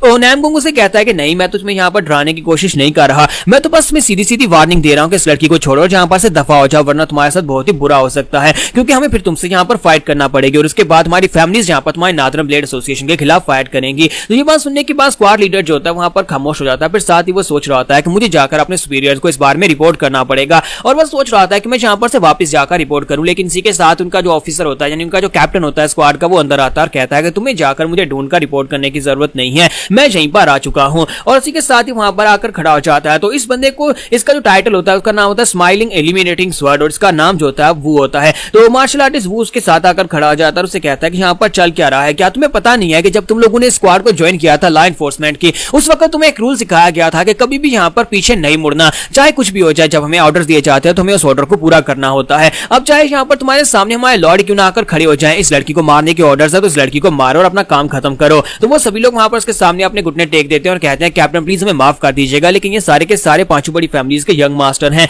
इसी वजह से हम लोग हेजिटेट कर रहे थे। तो हमारा जूज होता है वो साइड के ऊपर खड़ा इस सारी सिचुएशन को एनालाइज कर रहा होता है। हिमालय डीमन उसे कहता है कि ये कमीना जो चॉपस्टिक जैसा बास्टर्ड है, ये इसकी बॉडी के अंदर से बहुत ही पावरफुल एनर्जी निकल रही है, ऐसे लगता है जैसे कि ये एक बहुत ही प्रोफेशनल वॉरियर है और इसने बहुत सारे लोगों की जान भी ली है। तो मास्टर वो उन लोगों से कहता है कि नैमगोंग फैमिली के यंग मास्टर, तुम्हें नहीं लगता कि तुम लोग यहाँ पर अपनी लाइन को क्रॉस कर रहे हो, चाहे तुम लोग यहाँ पर किसी बड़ी फैमिली के यंग मास्टर क्यों रहा हो, लेकिन तुम लोग यहाँ पर किसी दूसरे की टेरिटरी में आकर उनके काम में मुदाखलत नहीं कर सकते। तो नैमगोंग उसे कहता है तो फिर इस बात से क्या फर्क पड़ता है, तुम यहाँ पर क्या ही कर लोगे। तो मास्टर वो से कहता है कि तुम लोग यहाँ पर अपने सेक्टर्स को रिप्रेजेंट कर रहे हो, तुम्हारे यहाँ पर जो भी बात करोगे वो तुम्हारे लीडर्स की तरफ से ही होने वाली है। अगर तुम्हारी वजह से नॉर्दर्न ब्लेड एसोसिएशन और पांचों सेक्टर्स की लीग के दरमियान में जो फूट पड़ जाती है, तो फिर बताओ कि उसका जिम्मेदार कौन होगा। क्या तुम लोग इसकी रिस्पॉन्सिबिलिटी ले सकते हो कि तुम्हारी वजह से अगर नॉर्दर्न ब्लेड एसोसिएशन वाले तुम्हारे दुश्मन बन जाते हैं तो फिर क्या होने वाला है। क्योंकि तुम लोग यंग मास्टर्स, इसका मतलब यह है कि तुम लोग अपने क्लैंस के अगले लीडर बनने वाले हो, और अगले लीडर बनने के बाद क्या तुम्हारे बारे में जो इन्फॉर्मेशन फैले कि तुम लोगों ने यहाँ पर डिमोनिक पाथ के एक बंदे को बचाया था, यानी उसकी मदद की थी, तो फिर क्या होगा, क्या लोग तुम्हें इस बात को एक्सेप्ट करेंगे, तुम लोग राइट के सेक्टर के लोग हो। तो नैमगोंग उसे कहता है तुम्हारे कहने का मतलब यह है कि हम लोग यहाँ पर डिमोनिक पाथ के लोगों की मदद कर रहे हैं। तो वो उसे कहता है कि मेरे कहने का मतलब तो यही था, क्या मैंने यहाँ पर कुछ गलत कहा है, क्योंकि तुम लोगों के इस एक्ट की वजह से दोनों सेक्टर्स के दरमियान में एक रिलेशनशिप जो है वो खराब होने वाला है और तुम्हें यहाँ पर इसकी रिस्पॉन्सिबिलिटी उठानी पड़ेगी। तो पेंग क्लैन का यंग मास्टर चलाकर उसे कहता है कमीने कहीं कि तुम यहाँ पर नैमगोंग क्लैन के यंग मास्टर को धमकी नहीं दे सकते हो, ना यहाँ पर उसे स्टोर में बात कर सकते हो, अपना बुक बंद करो, यहाँ पर से दफा हो जाओ, जब हम लोग यहाँ पर आराम से तुमसे बात कर रहे हैं। तो इसी के साथ ही कैप्टन वू जो होता है उसे कहता है कि तुम तो अपनी बकवास बांध रखो, तुम्हारी ड्रेसिंग को देखकर तो लगता है कि तुम पेंग क्लैन के यंग मास्टर, और पेंग क्लैन नैमगोंग क्लैन की तरह बड़ा कोई रिनाउंड क्लैन नहीं है, इसी वजह से तुम यहाँ पर मेरे सामने, तुम्हारी औकात इससे बहुत ज्यादा कम है, इसी वजह से तुम अपना मुंह बंद रखो। अगर नैमगोंग क्लैन का यंग मास्टर यहाँ पर बात कर रहे हो तुम्हें यहाँ पर बीच में बोलना नहीं चाहिए, वरना मैं यहाँ पर इस बात का बिल्कुल भी लिहाज नहीं करूंगा कि तुम्हारे जैसा एक कीड़ा मेरे हाथ से मारा जाए। और साथ ही कैप्टन वो अपने लोगों से कहता है कि हमारी जितनी स्क्वाड के लोग इस वक्त बाहर है उन लोगों से कहो कि इस जगह को पूरी तरह से घेर ले और किसी को भी यहाँ पर से बाहर मत निकलने देना। और साथ ही वो यंग मास्टर नैमगोंग से कहता है कि अब तुम यहाँ पर क्या करोगे, हमारे लोगों ने तो इस जगह को चारों तरफ से घेर लिया और तुम लोग भी अब यहाँ पर से बाहर नहीं निकल सकते। तो यहाँ पर हमारी एपिसोड 10 का एंड होगा। तो नेक्स्ट एपिसोड में देखेंगे कि अब ये लोग यहाँ पर से इस जगह से कैसे बाहर निकलेंगे।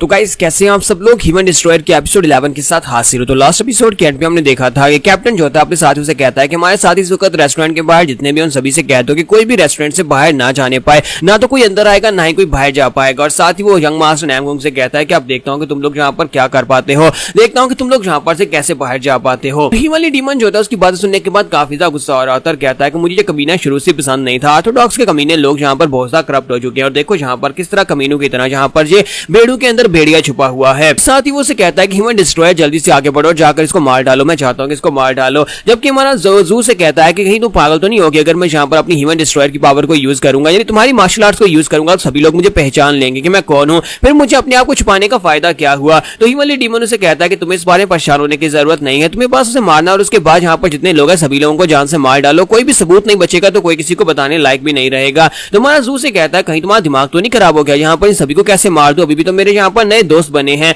तो उसी के साथ हमारा हिमालय मांग उसे कहता है कि अगर ऐसी बात है तो फिर मेरी मार्शल आर्ट्स को यूज कर लो, क्योंकि मैं सिर्फ और सिर्फ एक मॉन्क नहीं हूं बल्कि एक मार्शल आर्टिस्ट भी हूं और मेरे पास भी बड़ी कमाल की मार्शल आर्ट्स हैं। कि दूसरी तरफ कैप्टन वू जो होता है वो नैमगोंग से कहता है कि यंग मास्टर नैमगोंग आप बताओ कि तुम यहाँ पर क्या करने वाले हो, तुम यहाँ पर मेरे खिलाफ क्या ही कर पाओगे। और इसी के साथ ही वो लोग वहां पर काफी ज्यादा गुस्सा हो रहे होते हैं। तो यंग मास्टर नैमगोंग जो होता है गुस्से के साथ चलाकर उसे कहता है कि इस लड़की को छोड़ो, अगर तुम यहाँ पर इस लड़की को नहीं छोड़ते तो फिर हम लोग यहाँ पर इस पूरी प्रोसेस को देखने वाले हैं, अगर तुम यहाँ पर इस लड़की को हमारी बात मानकर नहीं छोड़ोगे तो हम लोग तुम्हारे साथ यहीं पर रुकेंगे और जब तक ये लड़की यहाँ पर से सेफली नहीं निकल जाती तब तक हम लोग यहाँ पर से नहीं जाने वाले। चलो अगर इसका बाप यहाँ पर डिमोनिक पाथ का कल्टीवेटर निकल भी आता है तो इस बात से कोई फर्क नहीं पड़ता, अगर ये लड़की यहाँ पर किसी पाथ की फॉलोअर नहीं है तो तुम्हें यहाँ पर इस लड़की की जान लेने का कोई हक नहीं है और मैं यहाँ पर इस बात को बिल्कुल भी नहीं इग्नोर कर सकता। और ये बात सुनने के बाद कैप्टन वो आगे से जोर जोर से हंसना शुरू कर देता, अपने ब्लड लस्ट को रिलीज करता और कहता है कि इसका मतलब यह कि तुम तो मेरे हाथ से मर कर ही रहोगे। तो जैसे कैप्टन वो वहां पर जोर जोर से हंस रहा होता है, अपनी डिमोनिक स्माइल दे रहा होता है, तो उनका स्क्वाड लीडर साइड के ऊपर खड़ा देख रहा होता है और कहता है कि हमारे कैप्टन तभी इस तरह से मुस्कुराते हैं, इस तरह से हंसते हैं जब वो किसी की जान लेना चाहते हैं,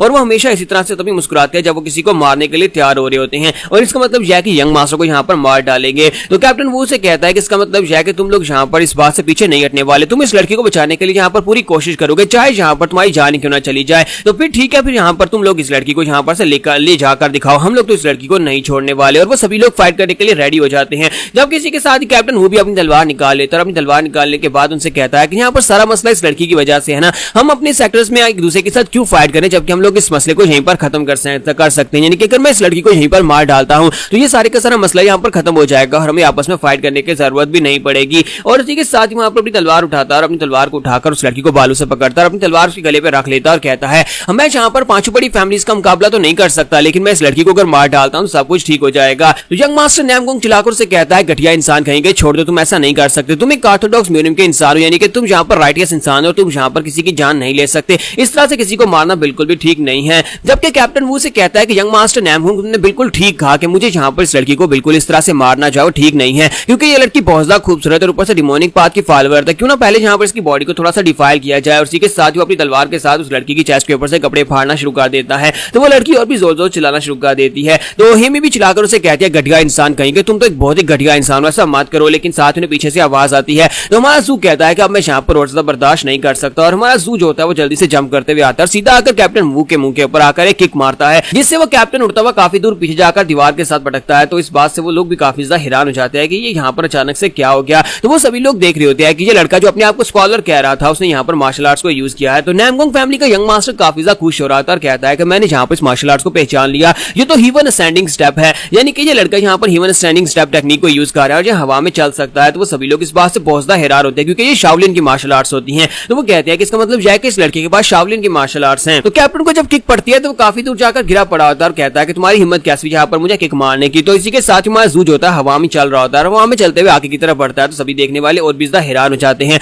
और स्पेशली यहाँ पर कैप्टन वो भी काफी हैरान होता है और कहता है कि ये लड़का हवा में चल कैसे सकता है। ये एक बहुत ही स्पेशल टेक्निक है, यानी कि ये स्पेशल टेक्निक को मास्टर करने के लिए आपको कम से कम यहाँ पर 80 साल या 90 साल की कल्टीवेशन चाहिए होती है। लेकिन ये लड़का जो कि 20-25 साल का है जो यहाँ पर हवा में चल रहा है, ये इम्पॉसिबल है। और इसकी ड्रेसिंग को देखकर ये भी नहीं पता चल रहा कि ये कौन सी बड़ी फैमिली से, पांचों बड़ी फैमिली से, तो ये बिल्कुल भी नहीं हो सकता है कि लड़का कहां से आया है और मेरे साथ यहाँ पर ये क्यों कर रहा है। तो हम इसी के साथ ही महजूज के सामने आकर खड़ा हो जाता है और उसे कहता है कि इस लड़की को जाने दो, और अगर तुमने इस लड़की को नहीं जाने दिया तो फिर मेरे हाथ से मरने के लिए तैयार हो जाओ। तो ही वाली डीमन उसे कहता है कि हाँ ठीक है इसको अभी यहाँ पर मार डालो। जबकि मॉन्ग कहता है नहीं इसे जान से नहीं मारना, बल्कि सिर्फ इसे वार्निंग दो। तो कैप्टन उसे कहता है कि नहीं, मैं यहाँ पर ऐसा बिल्कुल भी नहीं कर सकता, तुम मुझे नहीं जानते, मैं यहाँ पर इस लड़की को नहीं छोड़ सकता। है तुम हो कौन, तुम्हारी आइडेंटिटी क्या, और तुम यहाँ पर मेरे साथ ये क्यों कर रहे हो। तो इसी के साथ ही कैप्टन अपनी तलवार उठा लेता है और उसे अपनी तलवार को उठाकर अटैक करने लगता है। तो इसी के साथ ही हमारा जूझ होता है उसके मुंह पर एक जबरदस्त थप्पड़ मारता है। जब उसके मुंह पर थप्पड़ मारता है उसे कहता है कि मैं यहाँ पर तुम्हें कितनी बार कहूंगी, चाहे तुम यहाँ पर नॉर्दर्न ब्लेड एसोसिएशन के कुत्ते ही क्यों ना हो, चाहे तुम यहाँ पर कोई भी क्यों ना हो,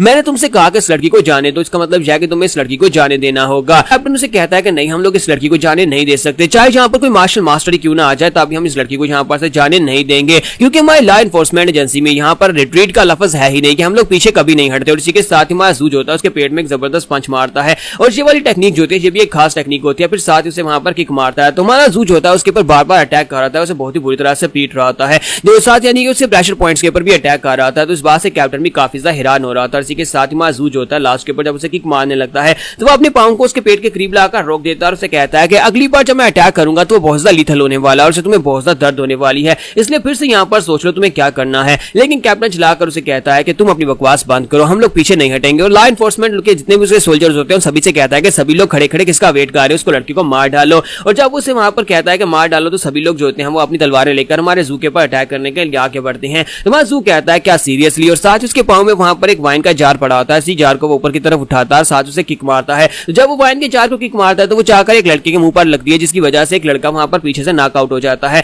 और इसी के साथ ही वहां पर उनका स्क्वाड लीडर जो खड़ा हैरान हो रहा था, माजू सीधा उसके पास पहुंच जाता है, जाकर उसके मुंह के ऊपर हाथ रखता है और उसे उठाकर वहीं पर ग्राउंड के पटक देता है। और साथ ही वहां पर डिफरेंट टाइप की शाओलिन की मार्शल आर्ट्स को यूज करके, डिफरेंट टाइप की पाम्स और हैंड टेक्निक को यूज करके उन सभी के ऊपर अटैक कर रहा होता है। तो वो सभी लोग देखने वाले काफी हैरान हो रहे होते हैं, उन्हें ऐसा लगता है जैसे उनके सामने कोई बुद्धा है जो कि उनके सामने आकर फाइट कर रहा है। तो इसी के साथ ही वो एक वाले को सर से पकड़ता है, ग्राउंड के ऊपर पटक देता है और बाकी के जो लोग होते हैं वो साइड के ऊपर खड़े काफी ज्यादा घबरा रहे होते हैं। तो हमारा जो जू होता है उन लोगों से कहता है कि तुम लोग यहाँ पर कब तक इस तरह अपने नंबर्स के ऊपर रिलाई करने वाले हो, तुम नॉर्दर्न ब्लेड एसोसिएशन के लोगों को लगता है कि तुम्हारे पास नंबर ज्यादा है, तुम लोग कुछ भी कर सकते हो। तो इसी के साथ एक उनमें से अपनी तलवार लेकर देखता है अटैक करने के लिए आगे बढ़ता है और कहता है कमीने कहीं कि मैं तुम्हें नहीं छोड़ूंगा। लेकिन हमारा जू वहीं पर से अपनी पाम टेक्निक को यूज करते हुए उसके ऊपर अटैक करता है, जिससे वो उड़ता हुआ काफी दूर जाकर गिरता है और बाहर से भी लोग अंदर आ जाते हैं। जो लोग बाहर वहां पर पहरा दे रहे थे वो सभी भागते हुए अंदर आ जाते हैं और हमारा जू एक एक करके उन सभी के ऊपर भी अटैक किया जाता है। क्योंकि यंग मास्टर नैमगोंग हमें साथ साथ वहां पर सभी टेक्निक्स के बारे में बता रहा था। वो कहता है ये तो बैम्बू लीफ फिश टेक्निक है, ये सेलेस्टियल पाम टेक्निक है, ये बुद्धिस्ट सातवां पाम टेक्निक है। साथ ही वो कहता है कि अगर मेरी मेमोरीज यहाँ पर करेक्ट है तो मुझे लगता है कि ये लड़का यहाँ पर शाओलिन की सुप्रीम टेक्निक को परफॉर्म कर रहा है। शाओलिन की सुप्रीम 12 टेक्निक्स जो कि यहाँ पर सिर्फ और सिर्फ शाओलिन के खास मास्टर ही परफॉर्म कर सकते हैं, ये वो टेक्निक्स हैं। यहाँ पर हम लोग अपनी एपिसोड 11 का एंड करेंगे और नेक्स्ट एपिसोड में देखेंगे कैप्टन वो क्या यहाँ पर इतनी आसानी से हार मान लेगा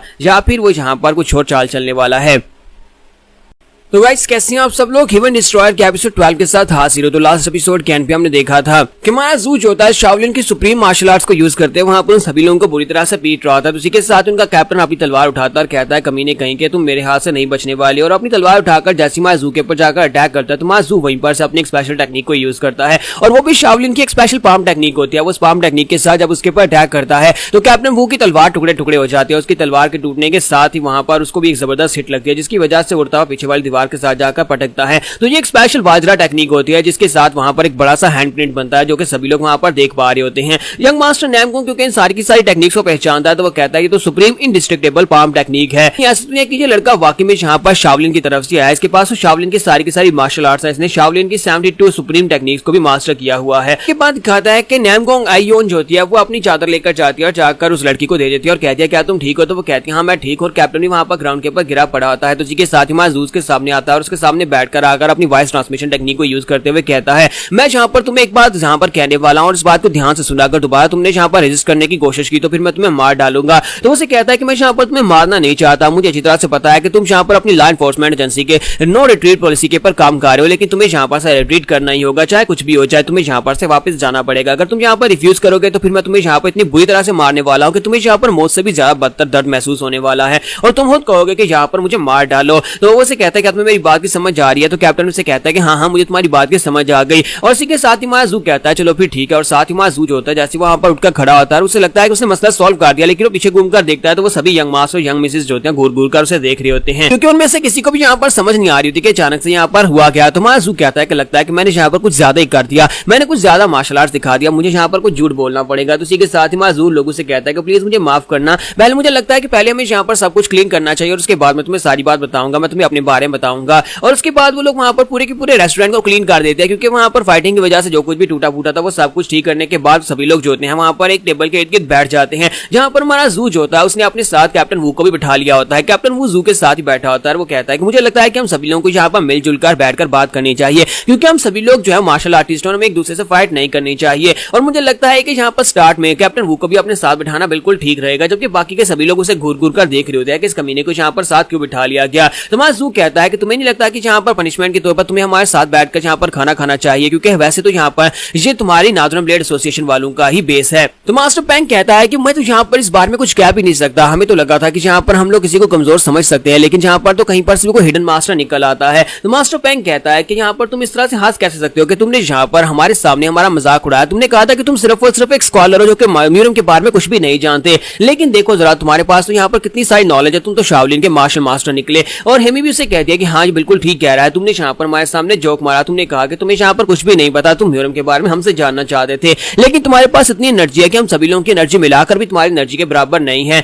जबकि आईयोन जो होती है वहां पर शर्मा रही होती है और कहती है कि ये बंदा बहुत ज्यादा कूल है, मुझे इसे अपना बॉयफ्रेंड बनाना है। जबकि हमारा जो जू होता है वो लोगों से कहता है कि मैं यहाँ पर प्रॉपर्ली तुम सभी लोगों से माफी मांगता हूँ, मैं यहाँ पर तुम्हें अपने बारे में डायरेक्टली नहीं बता सकता था कि मैं कौन और कहां से आया हूं, इसी वजह से मैंने यहाँ पर तुम्हारे सामने थोड़ा सा झूठ बोला, लेकिन अफसोस कि मुझे यहाँ पर अब इस कैप्टन वू की वजह से अपनी पावर्स तुम सभी लोगों के सामने शो करवानी पड़ी। लेकिन ये बात वाकई में सच है कि मुझे म्यूजियम के बारे में कुछ भी नहीं पता क्योंकि मैं कभी अपने घर से बाहर नहीं निकला, मैं कभी शाओलिन टेंपल से बाहर आया नहीं है, इसी वजह से मुझे यहाँ पर म्यूजियम के बारे में कुछ भी नहीं पता, इसी वजह से तुम यही समझ लो कि मैं बिल्कुल नौसीखिया हूँ। साथ ही उनसे कहता है उम्मीद करता हूँ कि तुम सभी लोग इस बात को इग्नोर कर दोगे कि मैंने यहाँ पर तुम सभी लोगों से झूठ बोला, तुम लोगों से यहाँ पर इन्फॉर्मेशन निकलवाने की कोशिश की। तो यंग मास्टर नैमगोंग जो होता है वो आगे से काफी ज्यादा खुश हो जाता है और कहता है कि तुम्हें परेशान होने की जरूरत नहीं है, हम सभी लोगों को इस बात का बिल्कुल बुरा नहीं लगा। तो हमारा जू से कहता है कि मुझे लगता है कि तुम मुझसे कोई सवाल पूछना चाहते हो। तो वो कहता है कि हाँ मैं तुमसे एक सवाल पूछना चाहता हूँ। वो सवाल ये है कि तुम्हें यहाँ पर ये सारी की सारी मार्शल आर्ट्स कैसी आती हैं? क्या तुम बताओगे कि तुम यहाँ पर मार्शल आर्ट्स कैसे जानते हो? अगर तुम हमें ये सारा कुछ बताओगे तो हम पहले वाली तुम्हारे झूठ को माफ कर देंगे। हम लोग यहाँ पर ये महसूस करेंगे कि हमें तुमने कंप्लीटली धोखा नहीं दिया, कम से कम तुमने हमें कुछ तो बताया। तो इसी के साथ मासूम जो होता है वहाँ पर सोच रहा होता है कि अब मैं यहाँ पर इन्हें क्या बताऊं कि मेरी रियल आइडेंटिटी क्या है। तो मासूम से कहता है कि अच्छा ठीक है यार, मैं तुम लोगों को बता ही देता हूँ कि मैं कौन हूँ। तो वो लोगों से कहता है कि अब जबकि तुम सभी लोग यहाँ पर जानना चाहते हो तो मैं तुम लोगों से इस बात को नहीं छुपाऊंगा। क्या तुम लोगों ने यहाँ पर 6 पैट्रियार्च का नाम सुना है? शाओलिन टेंपल के मास्टर हुईनिंग जो कि 6 पैट्रियार्च थे, उनकी मार्शल आर्ट्स जो थी वो सारी की सारी मार्शल आर्ट्स इस वक्त मेरे पास है, यानी कि मैंने उनकी पावर्स को इनहेरिट किया है। ये बात सुनते ही वो सभी लोग बहुत ज्यादा हैरान हो जाते हैं। तो हिमालयन डीमन कहता है कि लड़के तुमने कुछ ज्यादा लंबी छोड़ दी। जाके मास्टर हुईनिंग उसे कहता है कि ये बात वाकई में सच है कि तुमने मेरी मार्शल आर्ट्स को इनहेरिट किया है, ये झूठ तो नहीं है। जबकि इसी के साथ हेमी उसे कहते हैं ये इम्पॉसिबल, ऐसा कैसे हो सकता है? मास्टर हुईनिंग तो 700 साल पहले मर चुके हैं और उनकी मार्शल आर्ट्स को तुम कैसे इनहेरिट कर सकते हो? उनकी मार्शल आर्ट्स उनके साथ ही चली गई। तो माजू से कहता है कि ऐसा क्यों नहीं हो सकता। तो इसी के साथ हेमी उसे कहती है कि मास्टर जो हुईनिंग थे उनकी मार्शल आर्ट्स की जो पीरियड थे वो टैंग डायनेस्टीज में थे, यानी कि आज 700 साल पहले वो अपनी मार्शल आर्ट्स परफॉर्म किया करते थे और उसके बाद से अब तो उनको कोई याद भी नहीं है, यानी कि उनको किसी ने याद भी नहीं रखा हुआ और उनकी किसी मार्शल आर्ट्स को कोई यहाँ पर परफॉर्म भी नहीं कर सकता, यानी कि उनके नीचे उनके कोई भी डिसेंडेंट्स नहीं है। तो फिर तुम्हारे पास ये मार्शल आर्ट्स की टेक्निक्स कहां से आई हैं? ये मत कहते ना कि तुम पिछले 700 साल से जिंदा और तुम एक इमोर्टल हो जो कि यहाँ पर हमारे सामने बैठे हुए हो। और मास्टर पैंग भी कहता है कि नहीं, ऐसा बिल्कुल भी नहीं हो सकता, ये इमोर्टल कैसे हो सकता है? जबकि हिमालयन डीमन कहता है कि लड़के अब तो रायता फैल गया, अब जहाँ पर बताओ कि तुम इसको क्लोज कैसे करोगे। तो उसी के साथ ही माजून लोगों से कहता है कि मुझे पता है कि तुम सभी लोग इस बात को ठीक तरह से हजम नहीं कर पा रहे, तो मैं तुम्हें सारी की सारी बात बताता हूँ। मैं कभी मास्टर हुईनिंग से पर्सन से नहीं मिला। असल बात यह है कि मैं एक छोटे से गाँव में पैदा हुआ माउंट आई के ऊपर। तो मैं माउंट आई के ऊपर हर रोज प्रैक्टिस करने के लिए जाया करता था। तो एक दिन माउंट आई के ऊपर मुझे एक केव मिली, जिस केव के अंदर शायद सालों से कोई नहीं गया था। तो उस केव के अंदर मैं चला गया और वहां पर जाने के बाद मुझे एक स्क्रिप्चर मिला, एक बुक मिली जिसके अंदर मास्टर हुईनिंग के सारे सीक्रेट्स लिखे हुए थे। मास्टर हुईनिंग ने उस बुक को खुद लिखा था, उसके अंदर उसकी सारी की सारी मार्शल आर्ट्स की टेक्निक्स लिखी हुई थी। मैंने उस बुक को वहां पर मास्टर करना स्टार्ट किया, उसको पढ़ना स्टार्ट किया। मुझे उसको बहुत सारे साल लगे, यानी कई सालों की मेहनत के बाद मैंने फाइनली वहां पर शाओलिन की मार्शल आर्ट्स को परफॉर्म करना शुरू कर दिया था और मुझे उसकी समझ आना शुरू हो गई थी। और पिछले कई सालों से मैं उसी को ट्रेनिंग कर रहा था, उसी की प्रैक्टिस कर रहा था। तो ये कहना गलत नहीं होगा कि मेरे पास यहाँ पर हुईनिंग के मास्टर की लेगेसी है, यानी कि मेरे पास उनकी मार्शल आर्ट्स की इनहेरिटेंस की पावर है। यंग मास्टर नैमगोंग उसे कहता है कि लड़के तुम वाकई में बहुत ज्यादा जीनियस और साथ में तुम बहुत ज्यादा लकी भी हो। तुम्हें यहाँ पर मास्टर हुईनिंग की मार्शल आर्ट्स मिल गई और उनकी मार्शल आर्ट्स तो पिछले 700 साल पहले खत्म हो गई थी, लेकिन वो वाकई में बहुत ही महान मार्शल आर्ट्स और हम लोग यहाँ पर इसको देख पाए, हमें बहुत ज्यादा खुशी हुई। तो माजून लोगों से कहता है कि मुझे भी इस बात की बहुत ज्यादा खुशी है कि मुझे तुम्हारे जैसे दोस्त मिले हैं, प्लीज मुझे माफ कर देना, मैं तुम लोगों से पहले अपनी आइडेंटिटी को छुपाया था। तो यंग मास्टर नैमगोंग उसे कहता है कि मुझे लगता है कि हमारी म्यूजियम के लिए एक बहुत ही बड़ी ब्लेसिंग की बात है कि तुम्हारे जैसा एक मास्टर जो अभी तक यहाँ पर म्यूजियम में जिंदा है, जो कि शाओलिन की मार्शल आर्ट्स को परफॉर्म कर सकता है। और मुझे लगता है कि आज के बाद हम भी यहाँ पर तुम्हें यंग मास्टर कहकर ही पुकारना होगा और मैं बहुत ही ध्यान के साथ तुमसे बात करनी पड़ेगी। तो माजू कहता है कि इस बात का क्या मतलब है, मुझसे ध्यान से बात करने की कोई जरूरत नहीं है। तो नैमगोंग उसे कहता है कि हम लोग यहाँ पर म्यूजियम में यानी ऑर्थोडॉक्स सेक्टर के लोग जो वो सीनियरिटी के ऊपर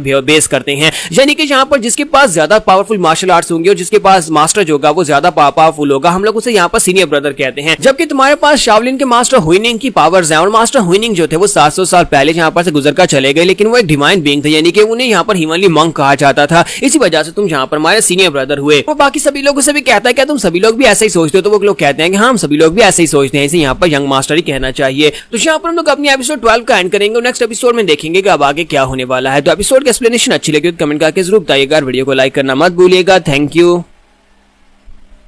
तो गाइस कैसे हैं आप सब लोग? ह्यूमन डिस्ट्रॉयर के एपिसोड 13 के साथ हाजिर हूं। जब सभी लोग वहां पर टेबल के इर्द-गिर्द बैठे होते हैं तो कैप्टन वो वहां पर सोच रहा होता है कि मैं इस कमीने के साथ यहाँ पर क्या करना और इसने मुझे अपने साथ यहाँ पर क्यों बुलाया है, और साथ ही वो अंदर ही अंदर सोच रहा होता है कि एक बार यहाँ पर मुझे आजाद होने दो और उसके बाद मैं इस कमीने से अपना बदला लेकर रहूंगा। इन्हें क्या लगता है कि ये लोग इतने रिलैक्स होकर यहाँ पर बैठ कर गप्पे लगा सकते हैं। तो इसी के साथ ही हमारा यंग मास्टर जो होता है, हमारा यंग मास्टर जू जो होता है वहां पर फिर से वॉइस ट्रांसमिशन को यूज करते हुए उसे कहता है कि तुम सरप्राइज हो रहे होगे है ना, और तुम यहाँ पर से भागने के बारे में सोच रहे होगे। अगर तुम यहाँ पर हमारा मूड खराब करने के बारे में सोच रहे हो कि तुम अचानक से बीच में कुछ बोल पड़ोगे या फिर तुम यहाँ पर से उठकर भागना शुरू कर दोगे, तो तुम्हारी सोच है। अगर तुम चाहो तो तुम यहाँ पर से जा सकते हो, चुपचाप उठकर दफा हो जाओ, मैं तुम्हें यहाँ पर रोकूंगा नहीं और तुम्हारी मदद भी करूंगा। माजू वहां पर एक ऐसी टेक्निक को परफॉर्म कर रहा था जिससे वो यहाँ पर दूसरों से भी बात कर रहा था, साथ ही वॉइस ट्रांसमिशन सिग्नल भी भेज रहा था। तो इस बात से कैप्टन वू भी काफी ज्यादा हैरान होता है और इसी के साथ ही माजू से कहता है कैप्टन वू कि तुम्हें नहीं लगता कि अब यहाँ पर तुम्हें चला जाना चाहिए, क्योंकि तुम्हारा काम यहाँ पर खत्म हो चुका है। हम लोगों ने यहाँ पर जो कुछ भी किया उसके बदले में तुम्हें यहाँ पर ट्रीट दे दी, यानी कि तुमने गलत किया और तुम्हें सजा मिली और उसके बाद हमने यहाँ पर पर एंजॉय किया और अब यहाँ पर से तुम जा सकते हो।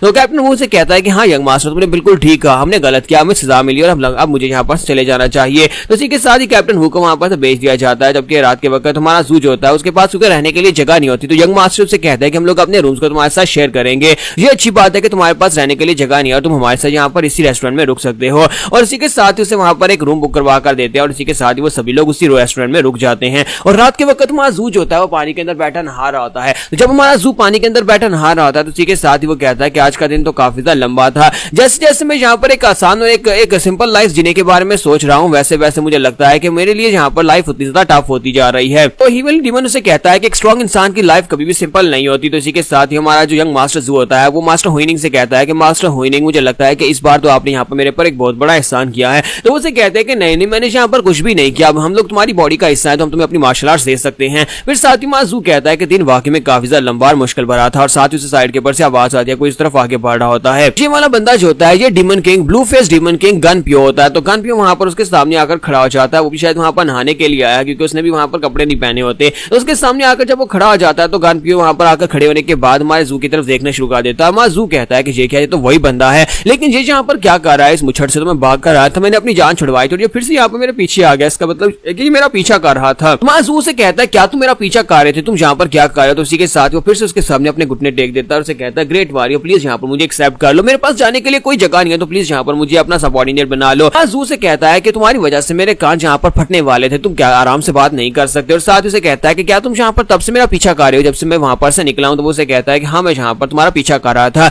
मैं एक बार मर चुका हूँ, मेरे 6 ब्रदर्स को मार दिया गया, अब यहाँ पर मैं अकेला बचा हूँ, बताओ मैं यहाँ पर और क्या करूँ, मैं अपनी सारी जिंदगी यहाँ पर तुम्हें गार्ड करूंगा, यानी कि मैं तुम्हारा बॉडीगार्ड बनने को तैयार, मैं कुछ भी करने को तैयार हूँ, तुम जो मुझसे काम करवाना चाहो मैं कर सकता हूँ क्योंकि तुमने मेरी जान बचाई थी। यंग मास्टर सू कहता है कि अब इस बंदे का क्या किया जाए। तो हिमली डीमन उसे कहता है कि इसमें यहाँ पर मुश्किल क्या है, तुम बस यहाँ पर इसको जल्दी से अपना सबऑर्डिनेट बना लो, वैसे भी तुम्हें यहाँ पर आगे जाकर बहुत सारे सबऑर्डिनेट्स की जरूरत पड़ेगी। तुम्हारा जू कहता है कि वाकई मुझे यहाँ पर अपना सबऑर्डिनेट बना लेना चाहिए, लेकिन अगर मैं यहाँ पर इतनी बड़ी हैवी बॉडी बिल्ड वाले मुच्छड़ को अपने साथ लेकर घूमूंगा तो सभी लोगों को तो यहाँ पर पता चल जाएगा मेरी आइडेंटिटी क्या है, तो मैं यहाँ पर इसे रखूंगा कहाँ पर, ऐसी जगह पर जहाँ पर कोई इसे देख ना पाए। इसी के साथ ही हमारे जू को चाह आता है कि वो इसे किसी जगह पर बेच सकता है। तो हमारा जू से कहता है तो फिर ठीक है मैं तुम्हें यहाँ पर अपना सबऑर्डिनेट बना लेता हूँ, लेकिन तुम्हें यहाँ पर से जाना होगा। और नेक्स्ट सीन माउंट टाई का मिस्टीरियस लिटिल पीक का दिखाया जाता है जहाँ पर मास्टर वान और मास्टर हुइनो जो होते हैं वो लकड़ियां काट रहे होते हैं, दोनों वहां पर अपनी लाइफ गुजार रहे होते हैं कि इसी के साथ में साइड के ऊपर से आवाज आना स्टार्ट होती है। वो दोनों ही जल्दी से साइड के ऊपर देखते हैं कि अब ये अचानक से आवाज कहां पर से आ रही है। तो वो कहते हैं कि यंग मास्टर वापस तो नहीं आ गए। तो वो लोग कहते हैं कि नहीं यंग मास्टर वापस कैसे आ सकते हैं। तो इसी के साथ दिखाते हैं कि मास्टर गनपियो जो होते हैं, गनपियो वहां पर एक बड़ा सा बैग उठाकर उनकी तरफ वहां पर आगे बढ़ रहे होते हैं। तो जब वो वहां पर पहुंचते हैं तो वो कहते हैं फाइनली मुझे मिल गया, फाइनली मुझे मिल ही गया। तो उन्हें वहां पर जाकर वो टैबलेट स्टोन मिल जाता है कि हमारे जू ने से बताया जाता है कि तुम्हें लिटिल मिस्टीरियस पीके पर जाना होगा, वहां पर 2 मास्टर्स होंगे, वो तुम्हें यहाँ पर स्ट्रॉन्गर बनाएंगे। तुम इस वक्त इतने स्ट्रॉन्गर नहीं हो कि तुम मेरे साथ चल सको, इसी वजह से तुम्हें यहाँ पर अपने स्किल्स को इंप्रूव करना होगा और जाकर उन दोनों मास्टर्स के पास से बहुत कुछ सीखने को मिलेगा, इसलिए तुम वहां पर चले जाओ, जब तुम तैयार हो जाओगे तब तुम मेरे पास आ जाना। और इसी के साथ ही जब वहां पर पहुंचता है तो वहां पर दोनों बुढ़े मास्टर्स के सामने अपना सर झुका देता है और कहता है कि प्लीज सर मुझे यहाँ पर अपना डिसाइपल एक्सेप्ट कर ले, ग्रेट मास्टर ने मुझे यहाँ पर आपके पास भेजा है, उन्होंने यहाँ पर मुझे आप दोनों के पास भेजा है। तो ये बात सुनने के बाद हमारा वानो से कहता है कि तुम यहाँ पर किसको अपना मास्टर कह रहे हो, ये कोई ऐसी जगह नहीं है जहां पर कोई भी आ सके, इस जगह के बारे में किसी को भी नहीं पता। तो हुइनो से कहता है कि मुझे लगता है कि यंग मास्टर जू ने से उस बारे में बताया होगा, उसी ने इस जगह के बारे में इसको बताया है। साथ ही वो दोनों कहते हैं कि पता नहीं इस वक्त हमारा यंग मास्टर कर क्या रहा है। तो इसी के साथ उनके यंग मास्टर को दिखाते हैं कि वो मास्टर यानी कि वो बुद्धा की टेक्निक्स को मास्टर करने की कोशिश कर रहे होते हैं, वो शावलिन की टेक्निक्स को बैठकर परफॉर्म कर रहे होते हैं, हमारे मास्टर हुइनिंग उसकी मदद कर रहे होते हैं, वो उसकी बॉडी के अंदर की के फ्लो को बेहतर बना रहे होते हैं। उसे कहते हैं कि मैं यहाँ पर तुम्हारी मदद करूंगा ताकि तुम अपनी बॉडी के अंदर की के फ्लो को आसानी से कंट्रोल कर सको। तुम्हारी बॉडी के अंदर 2 कीज हैं, दोनों की पावर्स को तुम्हें यहाँ पर अच्छे से मेंटेन करना ही होगा। तुम्हारा जू जो होता है वहां पर उसे कहता है कि मुझे लगता है कि आज मैंने यहाँ पर काफी अच्छा किया है। तो मास्टर हुइनिंग उसे कहता है कि हाँ तुमने वाकई में आज बहुत ज्यादा अच्छा किया है, तुम तो दिन ब दिन यहाँ पर काफी ज्यादा बेहतर होते जा रहे हो। जबकि हिमली डीमन उसे कहते हैं कि सीरियसली मुझे नहीं लगता कि तुम्हें यहाँ पर इस तरह की बेसिक ट्रेनिंग करनी चाहिए, जबकि तुम्हारे पास यहाँ पर हमारी अल्टीमेट मार्शल आर्ट्स की टेक्निक्स हैं। तो हमारे मास्टर हुइनिंग उसे कहते हैं कि बेसिक टेक्निक्स बेहतर रहती है, पहले में यहाँ पर बेसिक से ही स्टार्ट करना चाहिए। तो हिमली डीमन उसे कहता है कि तुम तो छोड़ो अपनी बातों को। फिर साथ ही वो कहता है कि ह्यूमन डिस्ट्रॉयर बताओ कि तुम्हारा आगे का प्लान क्या है, अब तुम आगे क्या करने वाले हो। तुम्हारा जू से कहता है कि मुझे क्या पता कि अब मैं आगे क्या करने वाला हूँ, जो भी आगे आएगा बस उसको सॉर्ट आउट कर लेंगे। तो हिमली डीमन उसे कहता है कि बेवकूफ मैं यहाँ पर तुम्हारी मार्शल आर्ट्स के बारे में पूछ रहा हूँ कि तुम्हारी मार्शल आर्ट्स भी काफी ज्यादा बेहतर है, लेकिन तुम्हारी बॉडी काफी ज्यादा कमजोर है, वो हमारी मार्शल आर्ट्स के साथ कंपैटिबल नहीं है। तुम्हें नहीं लगता कि तुम्हें यहाँ पर पहले अपनी बॉडी को बेहतर बनाना चाहिए? क्या तुम चाहते हो कि मैं तुम्हारे लिए यहाँ पर तुम्हारी डेली रूटीन की एक्सरसाइज को मेंटेन करूँ? मैं उसकी लिस्ट बना सकता हूँ, तुम्हें बता सकता हूँ कि तुम डेली यहाँ पर क्या कर सकते हो। तो वहां जू से कहता है कि तुम्हारे सपने में मैं तुम्हारी तरह तो बिल्कुल भी नहीं बनना चाहता, मुझे तुम्हारी तरह यहाँ पर कोई एक्सरसाइज नहीं करनी। और साथ ही वो कहता है कि मेरे वैसे भी इतने बड़े बड़े प्लान्स तो नहीं है,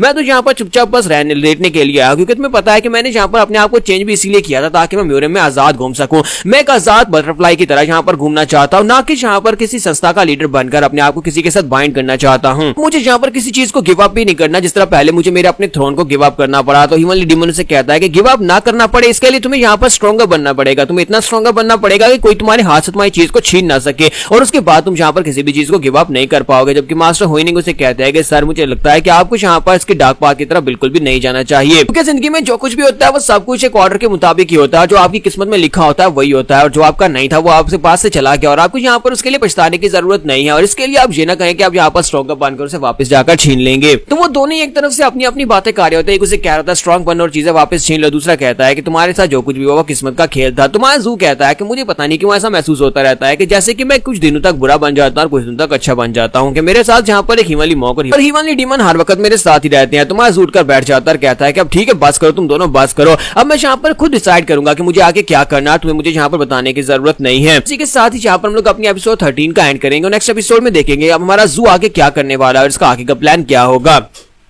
तो गाइस कैसे हैं आप सब लोग। ह्यूमन डिस्ट्रॉयर के एपिसोड 14 के साथ हाजिर हो। तो लास्ट एपिसोड के एंड पे हमने देखा था कि हमारा जू अपने दोनों मास्टर से कहता है कि तुम लोग शांत रहो, क्योंकि ये फैसला तो एंड के पर मैं नहीं करना है कि मुझे क्या करना होगा, ये मैं खुद डिसाइड करूंगा। और इसी के साथ ही उठकर बैठ जाता है और साथ ही वो कहता है कि यहाँ पर ज्यादा इंपॉर्टेंट बात यह है कि मुझे ये बताओ कि मेरी बाकी की सभी मेमोरीज इतनी बुरी तरह से अफेक्टेड क्यों हुई है, और साथ ही मुझे तुम्हारी मेमोरीज ज्यादातर क्यों नहीं मिल पाई। सिर्फ और सिर्फ तुम दोनों की मार्शल आर्ट्स मेरे ब्रेन में मौजूद है, यानी कि तुम दोनों की मार्शल आर्ट्स को मैं हासिल कर पाया हूँ, और बाकी की तुम्हारी जिंदगी की जितनी मेमोरीज थी वो सारी कहां पर चली गई हैं। तो इसी के साथ ही उनसे कहता है कि तुम्हें नहीं लगता कि यहाँ पर मेरे पास सारी की सारी मेमोरीज होनी चाहिए अगर तुम दोनों की बॉडीज, यानी कि तुम दोनों की सोल इस वक्त मेरी बॉडी के अंदर है। तो ह्यूमन डीमन से कहता है कि ये इसलिए हुआ है क्योंकि तुम्हारी इनर की बहुत ज्यादा कम है। जब तुम्हारी इनर की ज्यादा स्ट्रॉन्ग हो जाएगी, जब तुम पावरफुल इंसान बन जाओगे, तब तुम यहाँ पर हमारी मेमोरीज को भी पूरी तरह से यूज कर पाओगे, और जब तुम यहाँ पर अपनी मेमोरीज को यूज कर पाओगे तब हम यहाँ पर और भी बहुत सारी ट्रिक्स को भी यूज कर पाएंगे। तो जू से कहता है कि इस बात का क्या मतलब है। तो ह्यूमन डीमन से कहता है कि इस बात का मतलब यह है कि हम लोग यहाँ पर एक ऐसी ट्रिक को यूज कर पाएंगे जिससे हम लोग तुम्हारी हार्ट बीट को बहुत ज्यादा स्लो कर देंगे, इतना स्लो कर देंगे कोई भी अगर तुम्हें चेक भी करेगा तो उन्हें ऐसा लगेगा जैसे कि तुम मर चुके हो। इस तरह की छोटी मोटी ट्रिक्स होकर तुम्हारी जान बचा सकती हैं, और जब यहाँ पर तुम्हारा कल्ट की कंसंट्रेशन का लेवल इतना ज्यादा बढ़ जाएगा, तुम्हें हमारी सारी की सारी मेमोरीज याद आ जाएंगी और तुम्हें समझ आ जाएगी कि हमारे पास कितनी पावर्स थी उस वक्त, हम लोग अपने आप को तुम्हारी बॉडी से अलग कर सकते हैं। और साथ ही ह्यूमन डीमन अपने आप में वहां पर सोच रहा होता है कि हाँ मैं अपने आप को तुम्हारी बॉडी से अलग कर सकता हूँ, और फिर यहाँ तो किसी और की बॉडी के ऊपर जाकर कब्जा कर सकता हूँ, यहाँ पे मैं तुम्हारी बॉडी के ऊपर कब्जा करके फिर तुम्हें सबक सिखा सकता हूँ। जबकि मैं जूस की बातें सुनने के बाद कहता है कि आगे क्या, तुमने यहाँ पर कहा कि तुम अपनी बॉडी को हमारी बॉडी से अलग कर सकते हो, इस बात का क्या मतलब है। तो ह्यूमन डीमन से कहता है कि इस बात का मतलब यह है कि हम लोग यहाँ पर से किसी दूसरी बॉडी के अंदर जाकर घुस सकते हैं, या फिर हम लोग अंडरवर्ल्ड में जा सकते हैं और वापस से जाकर तुम्हारी किसी से बात करवा सकते हैं। तो ये बातें सुनने के बाद माजू काफी ज्यादा हैरान होता है और कहता है कि वाकई में ये लोग इतने स्ट्रॉन्ग हो जाएंगे कि ये हमारी बॉडी से अलग हो जाएंगे। साथ ही माजू वहां पर सोच रहा होता है कि इसने कहा कि अंडरवर्ल्ड में किसी से बात करवा सकता है, कि इस बात का मतलब ये तो नहीं है कि मेरे ग्रैंडफादर से मेरी बात करवा सकता है। और इसी के साथ ही यहाँ पर से नेक्स्ट सीन जो होता है वो रात के वक्त का दिखाया जाता है कि रात के वक्त माजू जब सो रहा था उसे एक सपना आता है, जिस सपने में उसे ग्रैंडफादर दिखाई देते हैं। तो उसके ग्रैंडपा उसके सामने खड़े होते हैं और वो दूसरी तरफ मुंह करके खड़े होते हैं। तो वो चिल्ला कर उनसे कह रहा था ग्रैंडफादर ये मैं हूं जुन वैन, क्या आप मुझे पहचान नहीं पा रहे ग्रैंडफादर ये मैं हूं।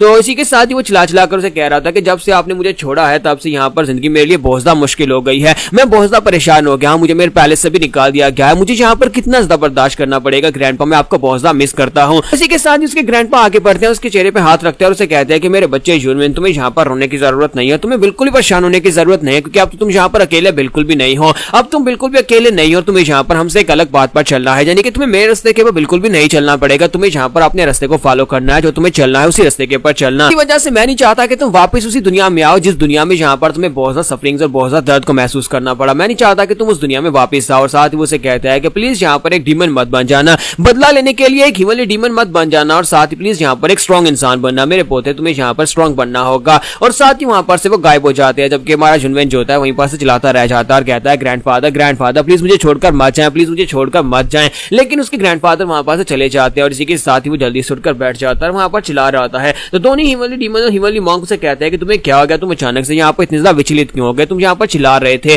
और मास्टर हुइनिंग भी उसे कहते हैं कि हाँ क्या हो गया, क्या तुमने यहाँ पर कोई बुरा सपना देखा है। तो माजू से कहता है कि हाँ मैंने यहाँ पर एक सपना देखा लेकिन वो बुरा नहीं था। फिर साथ ही वो कहता है कि चलो शुक्र है कि अब मैं यहाँ पर उठ गया हूँ। और साथ ही वो उनसे कहता है कि तुम लोगों का बहुत बहुत शुक्रिया मुझे यहाँ पर जगाने के लिए। तो हीमनली डीमन उसे कहता है कि यहाँ पर तुम बाद में इस बारे में बात करना, पहले यहाँ पर देखो तुम्हारे रूम के बाहर कोई है, कोई अंदर आने की कोशिश कर रहा है, मैंने तुम्हें इसलिए यहाँ पर चलाकर जगाया है। तो माजू कहता है क्या मेरे रूम के बाहर कोई है, क्या कोई असैसिन है, क्या तुम्हें लगता है कि इस वक्त नाथर्न ब्लेड एसोसिएशन के लोगों ने किसी असैसिन को मुझे मारने के लिए भेजा होगा? तो दरवाजा खुलता है और वहां पर से लड़की अंदर आती है। तो ये हमारी आयोन होती है। तो आयोन वहां पर से अंदर की तरफ आ रही होती है। तो माजू कहता है कि ये क्या, ये तो एक लड़की लगती है। जैसे वहां पर अंदर आती है, अंदर आने के साथ अपनी जैकेट उतार देती है और से कहती है कि यंग